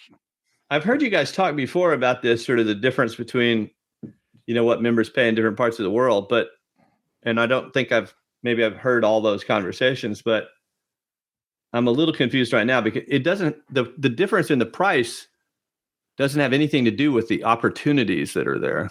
Well, that's what I was told, but I'm not going to get into that. Go ahead. What is? I mean, that doesn't make any sense to me at all. What we have is an agreement. So I guess the first thing to note is that these various NMRA entities like NMRA Canada, Europe and Great Britain and Europe, Australia, they're separate entities, and we negotiate rates with them. And I think that, and let me preface this by saying I'm not the expert either, so I might make a mistake here myself, but the primary reason why there's a difference in the dues is because, for instance, NMRA Canada doesn't get all the benefit from NMRA administration. That's the reason why their dues are lower, because they do their own headquarters administration. So we charge out to Australia or to Canada a certain fee per member to support the various different things that the NMRA does. And so those outlying regions, if you will, have negotiated over time and said, well, we don't think we should have to pay for this because we don't actually get anybody to help us do that. Or we have to, I don't know. There's different things like that. So that's why that agreement exists. That is, and I think years ago, we may need to rethink that for sure. In the 60s, which was the last time the Toronto Maple Leafs won a Stanley Cup, but that's not a.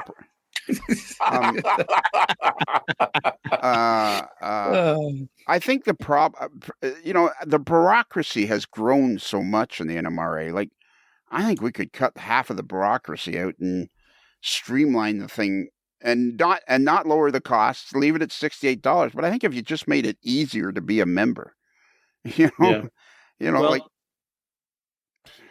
So it depends on what you mean by bureaucracy. My answer might be, I disagree. There's not that much bureaucracy. Or I might say, yeah, there is bureaucracy, but a lot of it has to do with inefficiency in how we do things, and we're working on that.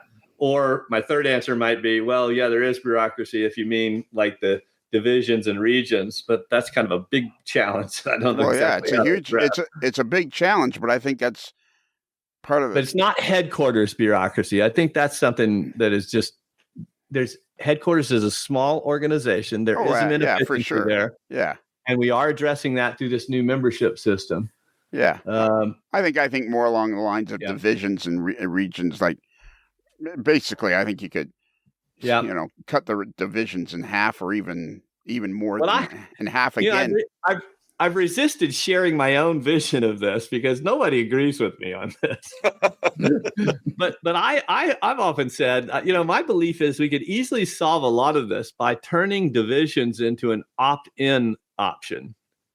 In other words, what happens today is you are automatically assigned to a division. So all of the land mass, if you will, is divvied up into divisions, and wherever you're standing is your home location, you get put into one of those, whether or not it's close to you, whether or not it's people that you enjoy getting along with, whether or not it's people that are doing things that you're interested in or not. That's your division, right? Now you're free to go to others and participate in others, but you do get a sign. And I've postulated, well, what if we just made it where when you join, you don't have an affiliation with a division, you're just an at-large member in the world. And then you could decide yourself that you wanted to associate with the group in Western Toronto or not, right? I think you're onto something, and I don't know. That makes a lot of sense, and it would actually make it where it was sort of incumbent upon the individual member to make the choice rather than the division to have to take care of somebody else, right? Yeah, I think giving people choices is a great idea. Like But the you were problem talking with about that, before with the a la carte pricing thing, I Yeah. think might be an attract. I don't know what I don't know, John, and I, you probably, I don't know if that would work for the organization from a financial standpoint or not. So well, it's you easy. It's have to, easy for you know me to what be on happens board with it. if you put it this way: you walk into the local burger joint and buy a hamburger, and it costs whatever it costs these days, $9. If we gave each of us an option that said, well, it's $9 or it's $8.50 if you don't want tomatoes, and it's $8.10 if you don't want mayonnaise, right? Well, their net take would be lower every day, right? Yeah. Right. So there are some challenges with giving the customer a lot of choice there, right? Rather than bundling and packaging. The problem with this sort of opt-in division is that you have to sort of build a new system, and you create a lot of other things that you have to figure out. Like the most of which is how do I make it fair and not clicky? That's one that bothers me a lot, right? Like all if sometimes I've heard the pushback being, well, that wouldn't be fair because all the people would go to the good divisions, and I say, great. That would be great. That'd be, if you're joining the division because they have better programming and, friendlier people and, that is a meritocracy that I could get behind. But if it's like, everybody's just joining because the guy that runs it's sort of cool. Or worse, it's clicky and I really would like to join that one, but they won't have me. Anyway, I don't know how to deal with that. And I think what you just did there is circled back to the connection thing. Yeah. I think that to me is what the NMRA needs to focus on, because if we can make those connections and get new people who just joined to see the value in all these connections that can be made, and connections do enhance your joy of the hobby. I can tell you that I've lived that over the last 5 years. There's no doubt about it. And I think that and I think you've said this, John, if we can stop the leakage of new members, we get new members and then they leave. I think that is probably going to take care of a lot of these other things. If you get the membership to a level where the price can be around $50, that removes a lot of the obstacles, I think. I don't think it's, it's what you say, Brad. I don't think it's the price. I think it's the fellowship. That's really what every human being on the planet is looking for, is connections with other people and not feeling like they're lone wolves and stuff like that. Well, one of the things that I wanted to make sure I pointed out here, we talked a little bit about this idea of the division super school. I still think that the first lane that would happen in kind of the 2X time period is, what can we do to make those division connections more valuable and more useful? And since our last time together, I actually sat down and started writing out a list for a syllabus for this program, which I'm just sort of off on my own right now. But I owned one of those too. Leadership. I called this a syllabus. It was a 4-wheel drive, but it kept locking the front drive kept locking up.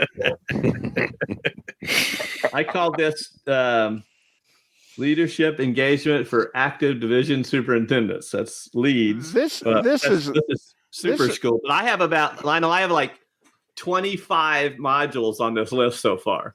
But that is a complete no-brainer. That idea you had. I really am excited about this. It's a total no-brainer to have somebody from the NMRA twice a year for division superintendents, and really you could open up to anybody that's in the executive of a particular division to come to this online school.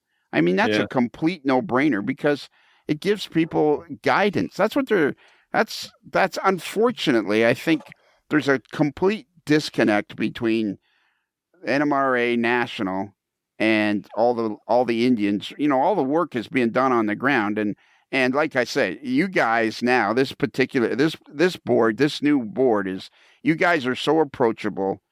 That's completely different than it was 15 years ago. I mean, Gordy's approachable. You're approachable.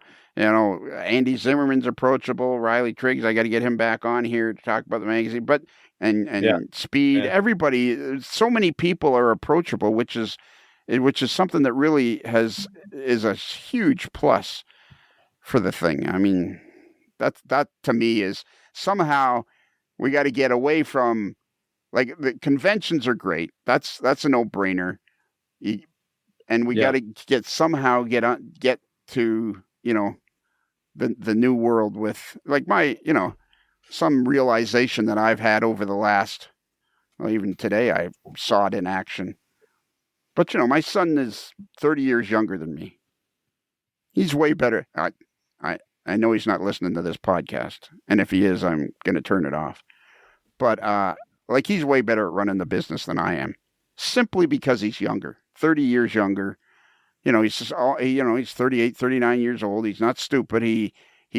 But he's more hip to the world than I am. Yeah. And he's just better at running the business, because he'll say, Dad, and he's, very respectful, but, it's like, we can't do that anymore, Dad. Nobody does that anymore, and it's because he's younger.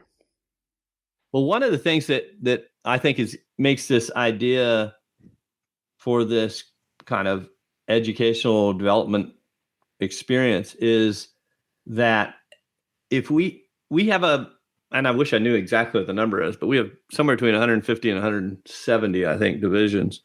That means we have about 25 division superintendents who are awesome. Right? So it's like, you don't have to make this up. You just have to tap into the people that have figured out, and almost nobody's got it all figured out. But I can think of a few, and a couple of them who are now on the national board, who were fantastic division presidents. And so I'm just looking forward to, I put together a list. We'll get a bunch of input from other people. But I think we can do something like that. And that's the first step in, I believe, moving the dial. So, because if you want to have connection, between human beings, then you got to help people get better at that. I certainly need help all the time getting better at that. Well, so, and it's a complete no-brainer. That idea is a complete no-brainer. I like it. Because as soon as you get, your first one, you got online, you get 30 guys that show up, or 30 guys and gals that show up, they're going to get excited, and they're going to go back and they're going to talk to somebody, and you're going to start making connections and making people excited and wanting to improve the NMRA. Are you still here, Kelly? Yeah, I'm still here. I'm listening. Yeah. I'm here. You don't just listen. I know. I don't. What? Nothing. What? There is something else. Who let you in here? You needed somebody to say. I hope you're at least got your Rapido trains out there in front of you or something. You're fast track to model railroading fun. Rapido trains, your fast track to model railroading fun. See, he made me screw that up. I'm just supposed to say. No, you didn't screw it up. I did screw it up. I'm supposed to say just Rapido trains. Yeah, but you said Rapido trains. Well, I just did, and you didn't say that. Oh, this whole thing is a disaster. John, I'm sorry you had to witness this. Is there any way I can opt out of this? Or is it Too late now. Nope. $87.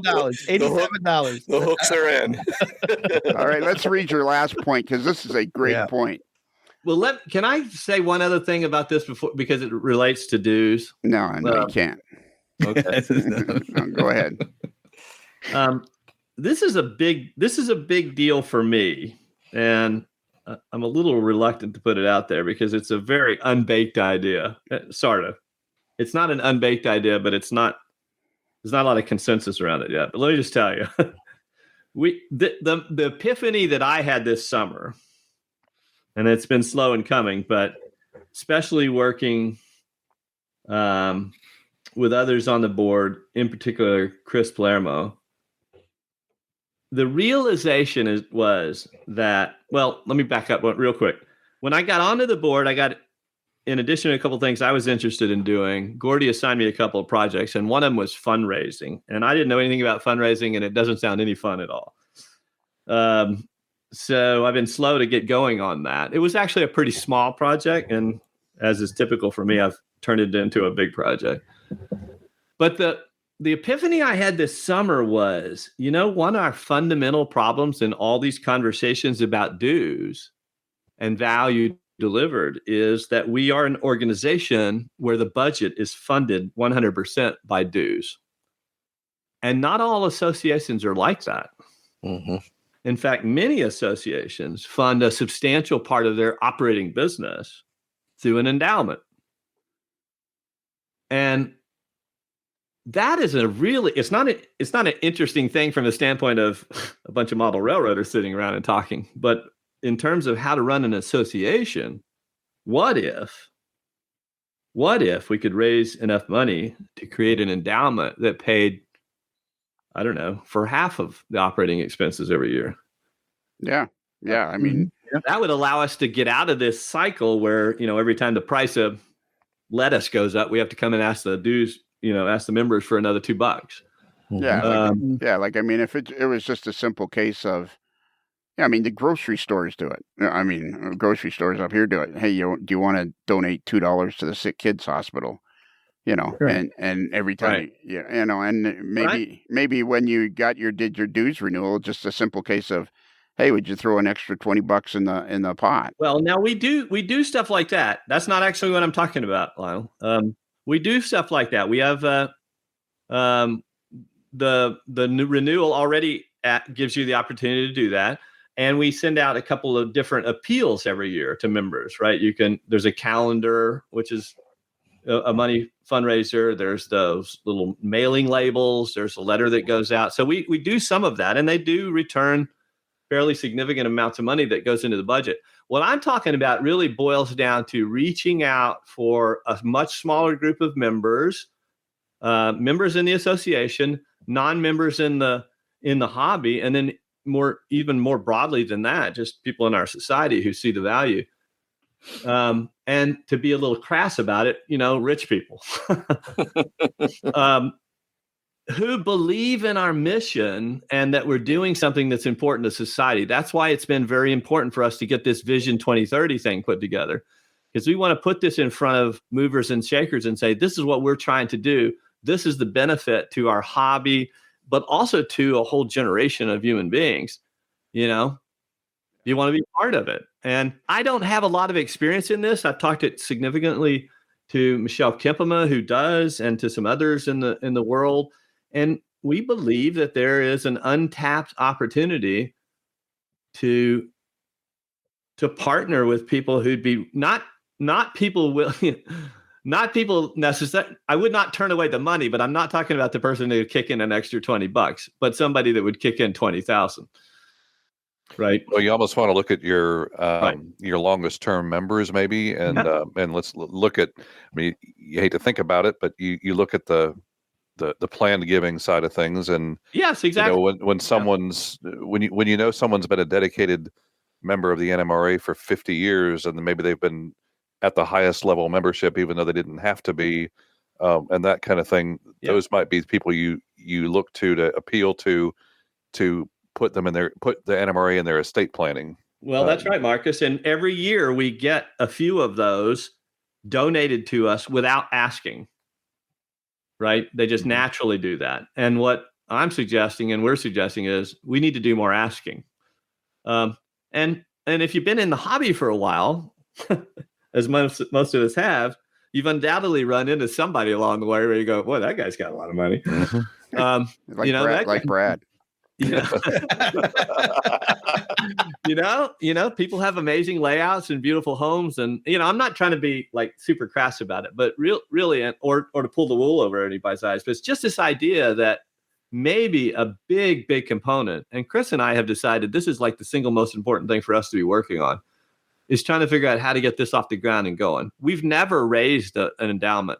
We did raise an endowment for the museum that we started talking about early on, but that was completely separate from anything that had to do with operating NMRA funds. So I don't know. I just wanted to throw that out there because we're trying to figure out how do we disconnect what it costs to run the association from what we have to charge members. What about, have you thought about, like, this would be ideal for you, John, is for next year's convention is in Detroit. Why don't you walk from your house to the convention and see if you can raise money, have people, donate money because you're walking to the convention. I know a guy that's been raising money for years for a hospital because he walks this ridiculous distance. Yeah. And he did public transportation this year. And that's because Well, and I think one other thing that we've been told, and because I work in the museum world, and we have fundraising programs and that, but one thing we've heard in seminars for fundraising and so forth is that a lot of times people don't give because they haven't been asked. Right. Yeah. And sometimes you have to make that ask, and you probably do have big supporters of the NMRA that are waiting to be able to give their money to someone, whether that's now while they're alive or as planned giving. And if the organization means a lot to them, it's a potential that they could support in that way. Well, I appreciate you saying that, Marcus. And I also wrote you down as somebody I need to have in my group now. Well, Since Marcus, you accidentally revealed you have some experience in this. Accidentally. Well, Marcus that's called stepping in it. Marcus is in charge of the North Carolina Transportation Museum, aren't you? Which is an amazing museum. Well, thank you. No, I'm not actually in charge of it, but I'm in charge of the foundation that supports it. So there you go. That makes it even better. Marcus, accuracy is of no concern here. True. But you are president of the Rocket Rogers fan club. Yes, that's true. I am that. So I interrupted you. You wanted to get to the last point. Yeah, we got to read this last point because I think this is I don't even remember what this is. Yeah, I like this one. You thought about this one for a minute. Point number 9. My own view of the future includes radically reshaping and improving the quality and impact of many parts of the NMRA, and making the association a must-do part of the hobby for nearly everyone. Which is, I think, kind of what I've been saying is it's a must-do. The first phase here is about building stronger foundations, not always sexy. A second phase is about accelerating growth and progress with a markedly improved offering across the board, which is kind of what we've been talking about, is a markedly improved offering across the board. Right, exactly. The third phase, in my vernacular. Now, when you say in my vernacular, did you own a vernacular? I thought you were going to ask that when he said epiphany. Like a Hyundai epiphany. I was told to put big words in every 6 to 10 words. Okay. He's gone to the G4 school. Yeah, exactly. The third phase in my vernacular is transformation, being at the forefront of the hobby. I love that because that's key, which you could make my argument about eliminating divisions, because that would be at the forefront, like making a big change and how the hobby impacts us all, improving our society and the world as human beings. I think that's a big thing that's missed. I think the hobby is a huge plus. I was actually talking to Alex Lang tonight because we're organizing up an interview with him. And he said to me that model railroaders are some of his most polite and best customers and most, forward thinking. He might change his mind next weekend. Yeah. Well, I already told him about you. Warned him. Oh, God. Being at the forefront of the hobby and how the hobby impacts us all is improving our society and the world as human beings. As at this third place, I see people joining the NMRA, not for what they get, but for what they can give. A John Kennedy moment for all of us. This is a very big, hard, and probably long journey, but I think it's the one we each all picked way back then when trackside as a 10-year-old, we thought to ourselves, trains are amazing. And I think you're right. Like, I think that to me is the key of the NMRA is like, just like I say it over and over again, but after 10 years of doing this podcast, this hobby is absolutely mind-boggling. The number of people that are in it, the size of it. I don't know who said it to me. Somebody said it. We've already heard it on a podcast, but somebody said to me, if you think that 1 out of every 1,000 people is a avid model railroader, that means in America, the United States, there's 400,000 people that are avid model railroaders, not the guys that are, and then you go from there. There's a whole other pile of people that are somewhere between remotely interested to pretty interested. There's a huge Right. pool of people to pick from. There's no question, and you can see it in these Facebook groups and YouTube channels that have tens, hundreds of thousands, millions of subscribers or views. There's clearly a lot of people. What I think about when I dream, and maybe it's nostalgic, but 100 years ago, playing around in our hobby is what helped develop young kids into productive human beings. I don't know. I like to think that some of the things you learn when you're trying to build something when you're 10 or 15 years old then made a big difference when you had to figure out how to survive in the Depression or go off to World War II or become an engineer or any of those kind of things. And I think that moment is still there, right? Also, for all the time that we talk about connection and fellowship and mentoring and education, that seems to be an empty vessel in our society these days that it needs to be filled. And part of it is how we connect the older generation. And in our group, in our tribe, includes lots of people that might not be instinctively very good at this, with the younger group that doesn't instinctively know that they want to join in things in any way. So I think there's a lot of work to do there, but the trains is just kind of like, in a way, kind of an excuse for making that, lubricating all of that. That's right. I was having a right? discussion with somebody the other day, and this kind of hit me, is the beauty of model railroading is it's very artistic, but the difference between model railroading and sitting in front of a canvas and painting a picture and that kind of art is that model railroading allows you to be different levels of capability. Like somebody that can't fill a canvas with very good art, it's pretty obvious. But model railroading is a hobby where you don't have to be that good at it to enjoy it and feel fulfilled. You don't have to be, you don't have to be the best artist to feel fulfilled. You could be somebody that's, just somebody that's has a limited talent, and yet you can feel very fulfilled because you can do part of it. You're good at, you're sort of good at it. Like I've only ever considered myself at best to be an average model railroader. Absolutely. That's as high as I can get is an average model railroader. And yet I've had, millions of hours of enjoyment from it, getting better at it. Yeah. And there's so many different, we've talked about this on here before. You could have either be really terrible at or have no interest in making scenery.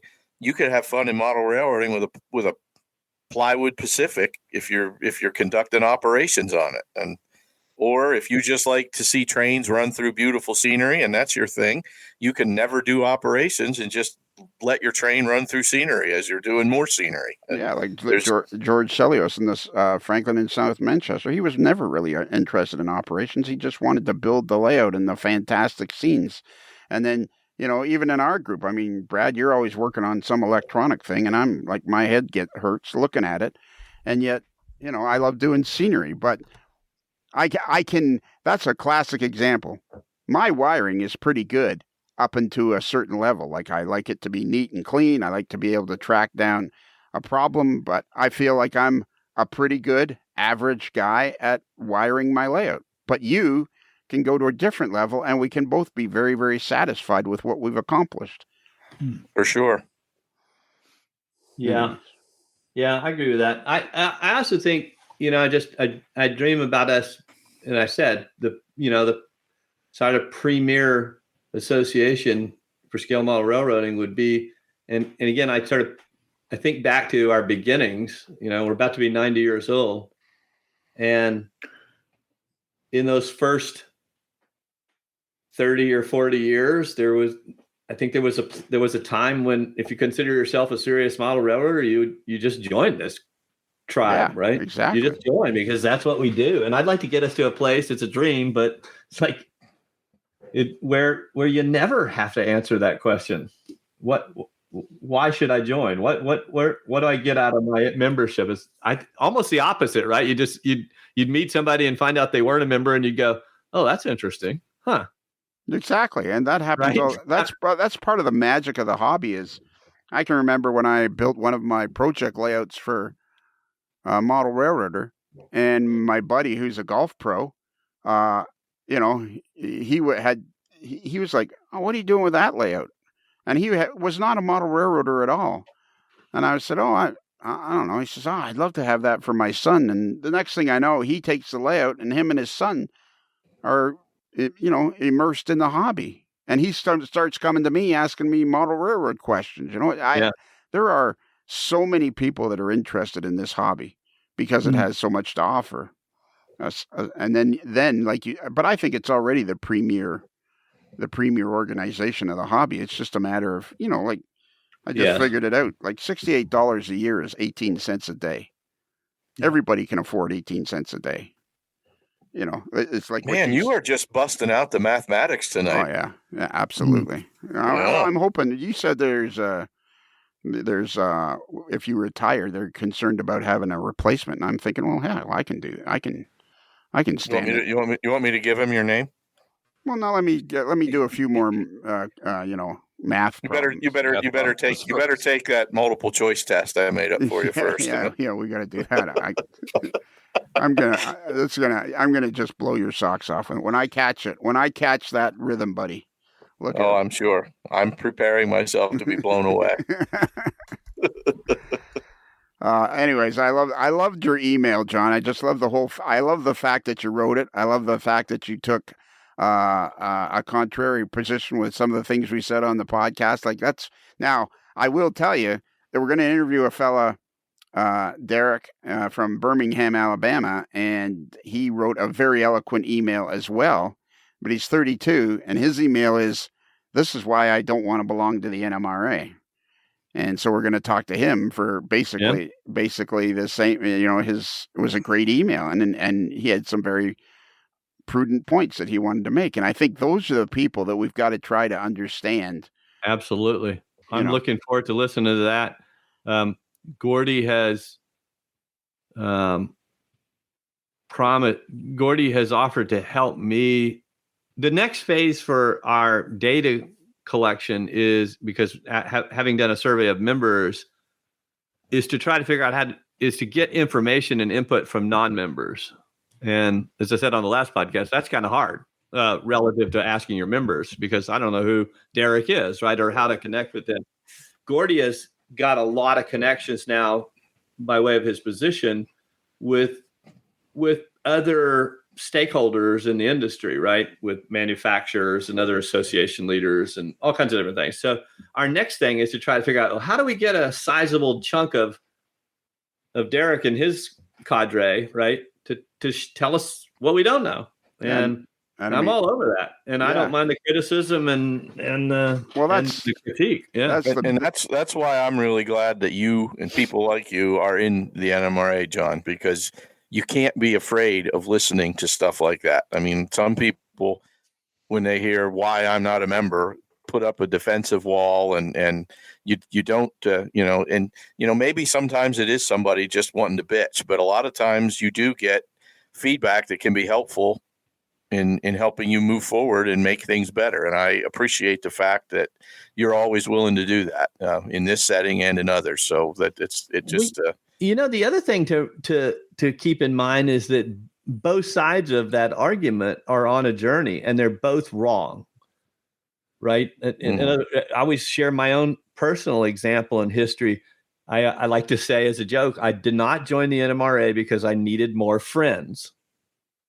I wasn't. Right. That's not what brought me. You couldn't have sold me on the fellowship thing. I'm a kind of, I'm sort of a loner that way anyway. It's exhausting to go to these meetings. But I was wrong, right? I was wrong. And now I know 15 years later that knowing these 200 people 25 to 30 or 50 of them are really, really close friends is way, way more important than learning how to soldier, even though I need to know that too, right?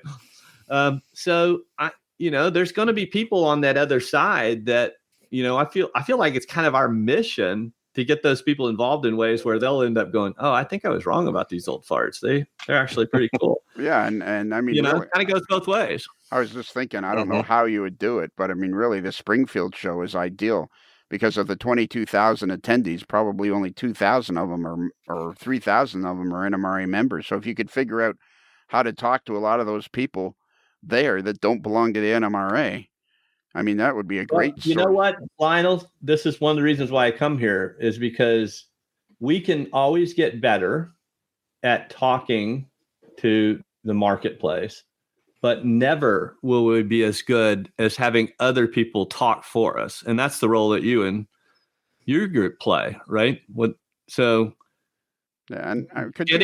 Having you on side is often way more powerful. It's way more powerful when Brad, sidles up to one of these people and says, "Oh, I'm getting a lot out of it. I think you should join," because they expect me to be doing a sales pitch, right? Right. Yeah. Anyway, you got to do both things, but I feel like us helping each other that way is super important. Yeah, and you can't assume that all of the AML nation is like Kelly. Like that would be. And one other thing a message I want you to take to the board, if you could, for me on my behalf, is that I'm willing to apologize to the board for comparing the NMRA to the Toronto Maple Leafs. That was rude, and I shouldn't have done it. Yeah, we're Scott. That was rude. The most interesting thing you said tonight that I wrote down was that we might have some good goalies in the NMRA. Yeah. The Leafs at least need to explore that option.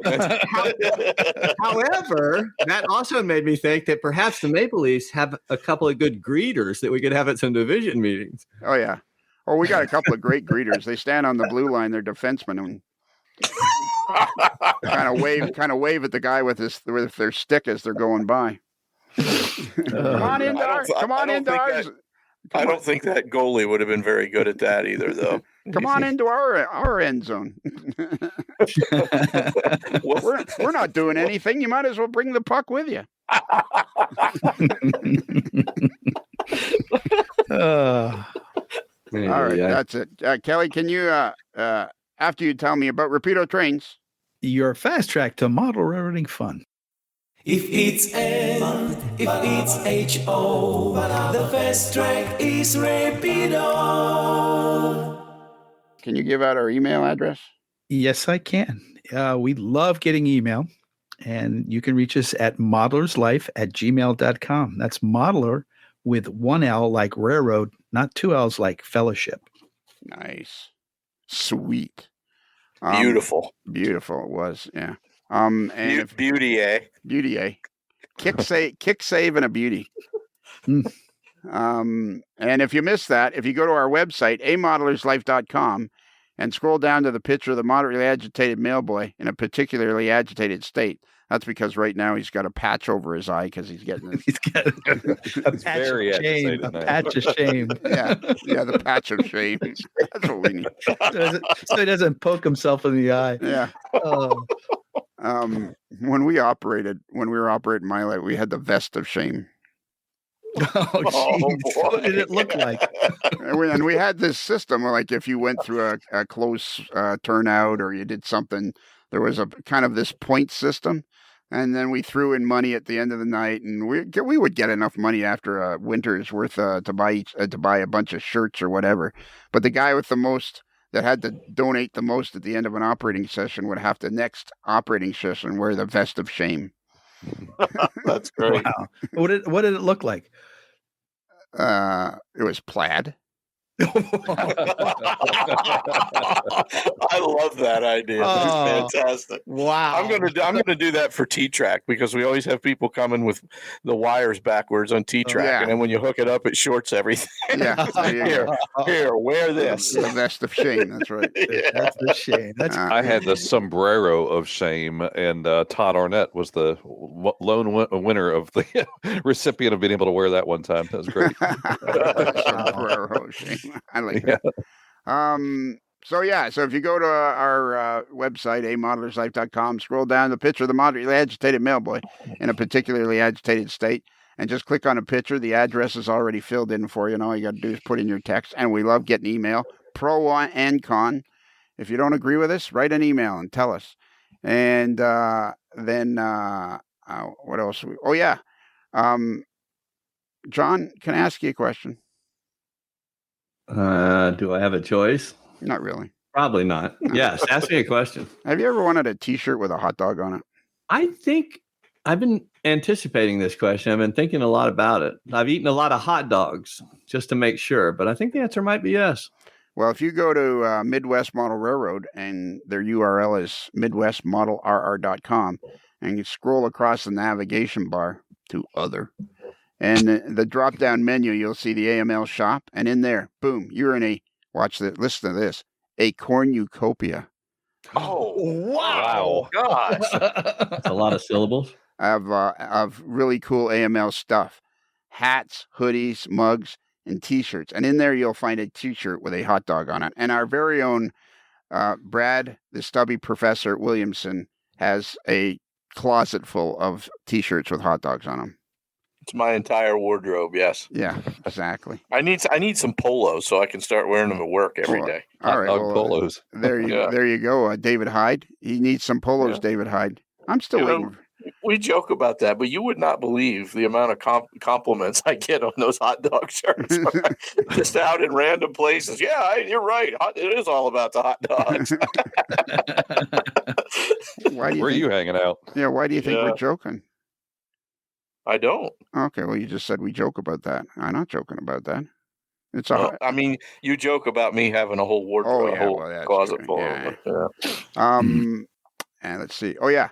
And so, if you enjoyed this podcast, Monday podcast, which is free, if you enjoyed this podcast, if you go to our Patreon link, and for just a few cents a day, you can join our Patreon channel and get twice as much podcasting, because you'll get a podcast every Monday and Tuesday at that point. Tuesday is our paid channel, and it's a back porch, down home, fun place to go. Everybody's a little more relaxed. It's not quite so formal. This is so formal. It's not as formal, and we have a lot of fun on the Patreon channel. So I highly recommend everybody join the Patreon channel. And we're thankful to all our Patreon members. But if you go to the T-shirt level, you are then entered into the "Hey dude, where's my shirt?" game, which is literally sweeping the globe. It's a craze. It's becoming a craze to be in the "Hey dude, where's my shirt" contest, because every year, as a T-shirt level guy, you get a T-shirt that's only available to Patreon members. The key is, when do you get your shirt? Because the guy that's in charge of sending them out is useless.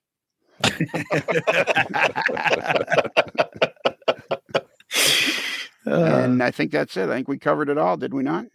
Mm-hmm. This is a long podcast. This is like 2 hours and 15 minutes.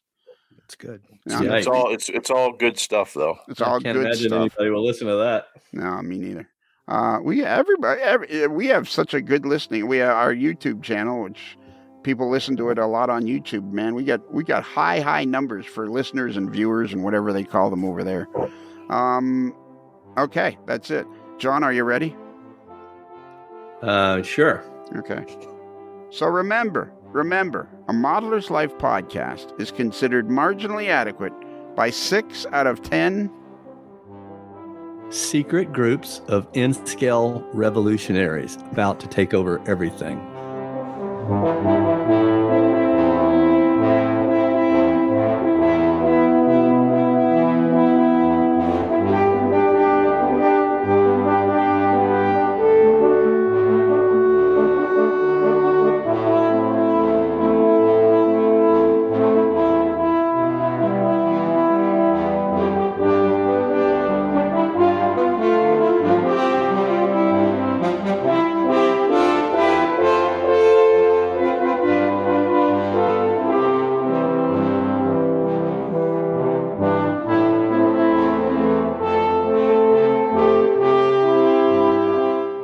4x4x4 car crushing action Saturday at the Spectrum. Burning motor coaches battle it out in the mud bog with special guest stars Heather Locklear and Knight Rider Car Kit.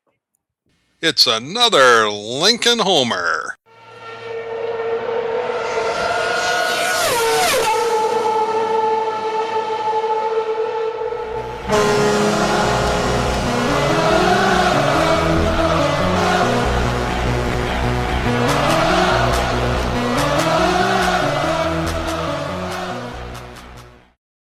Oh my gosh, that was awesome. He nailed it.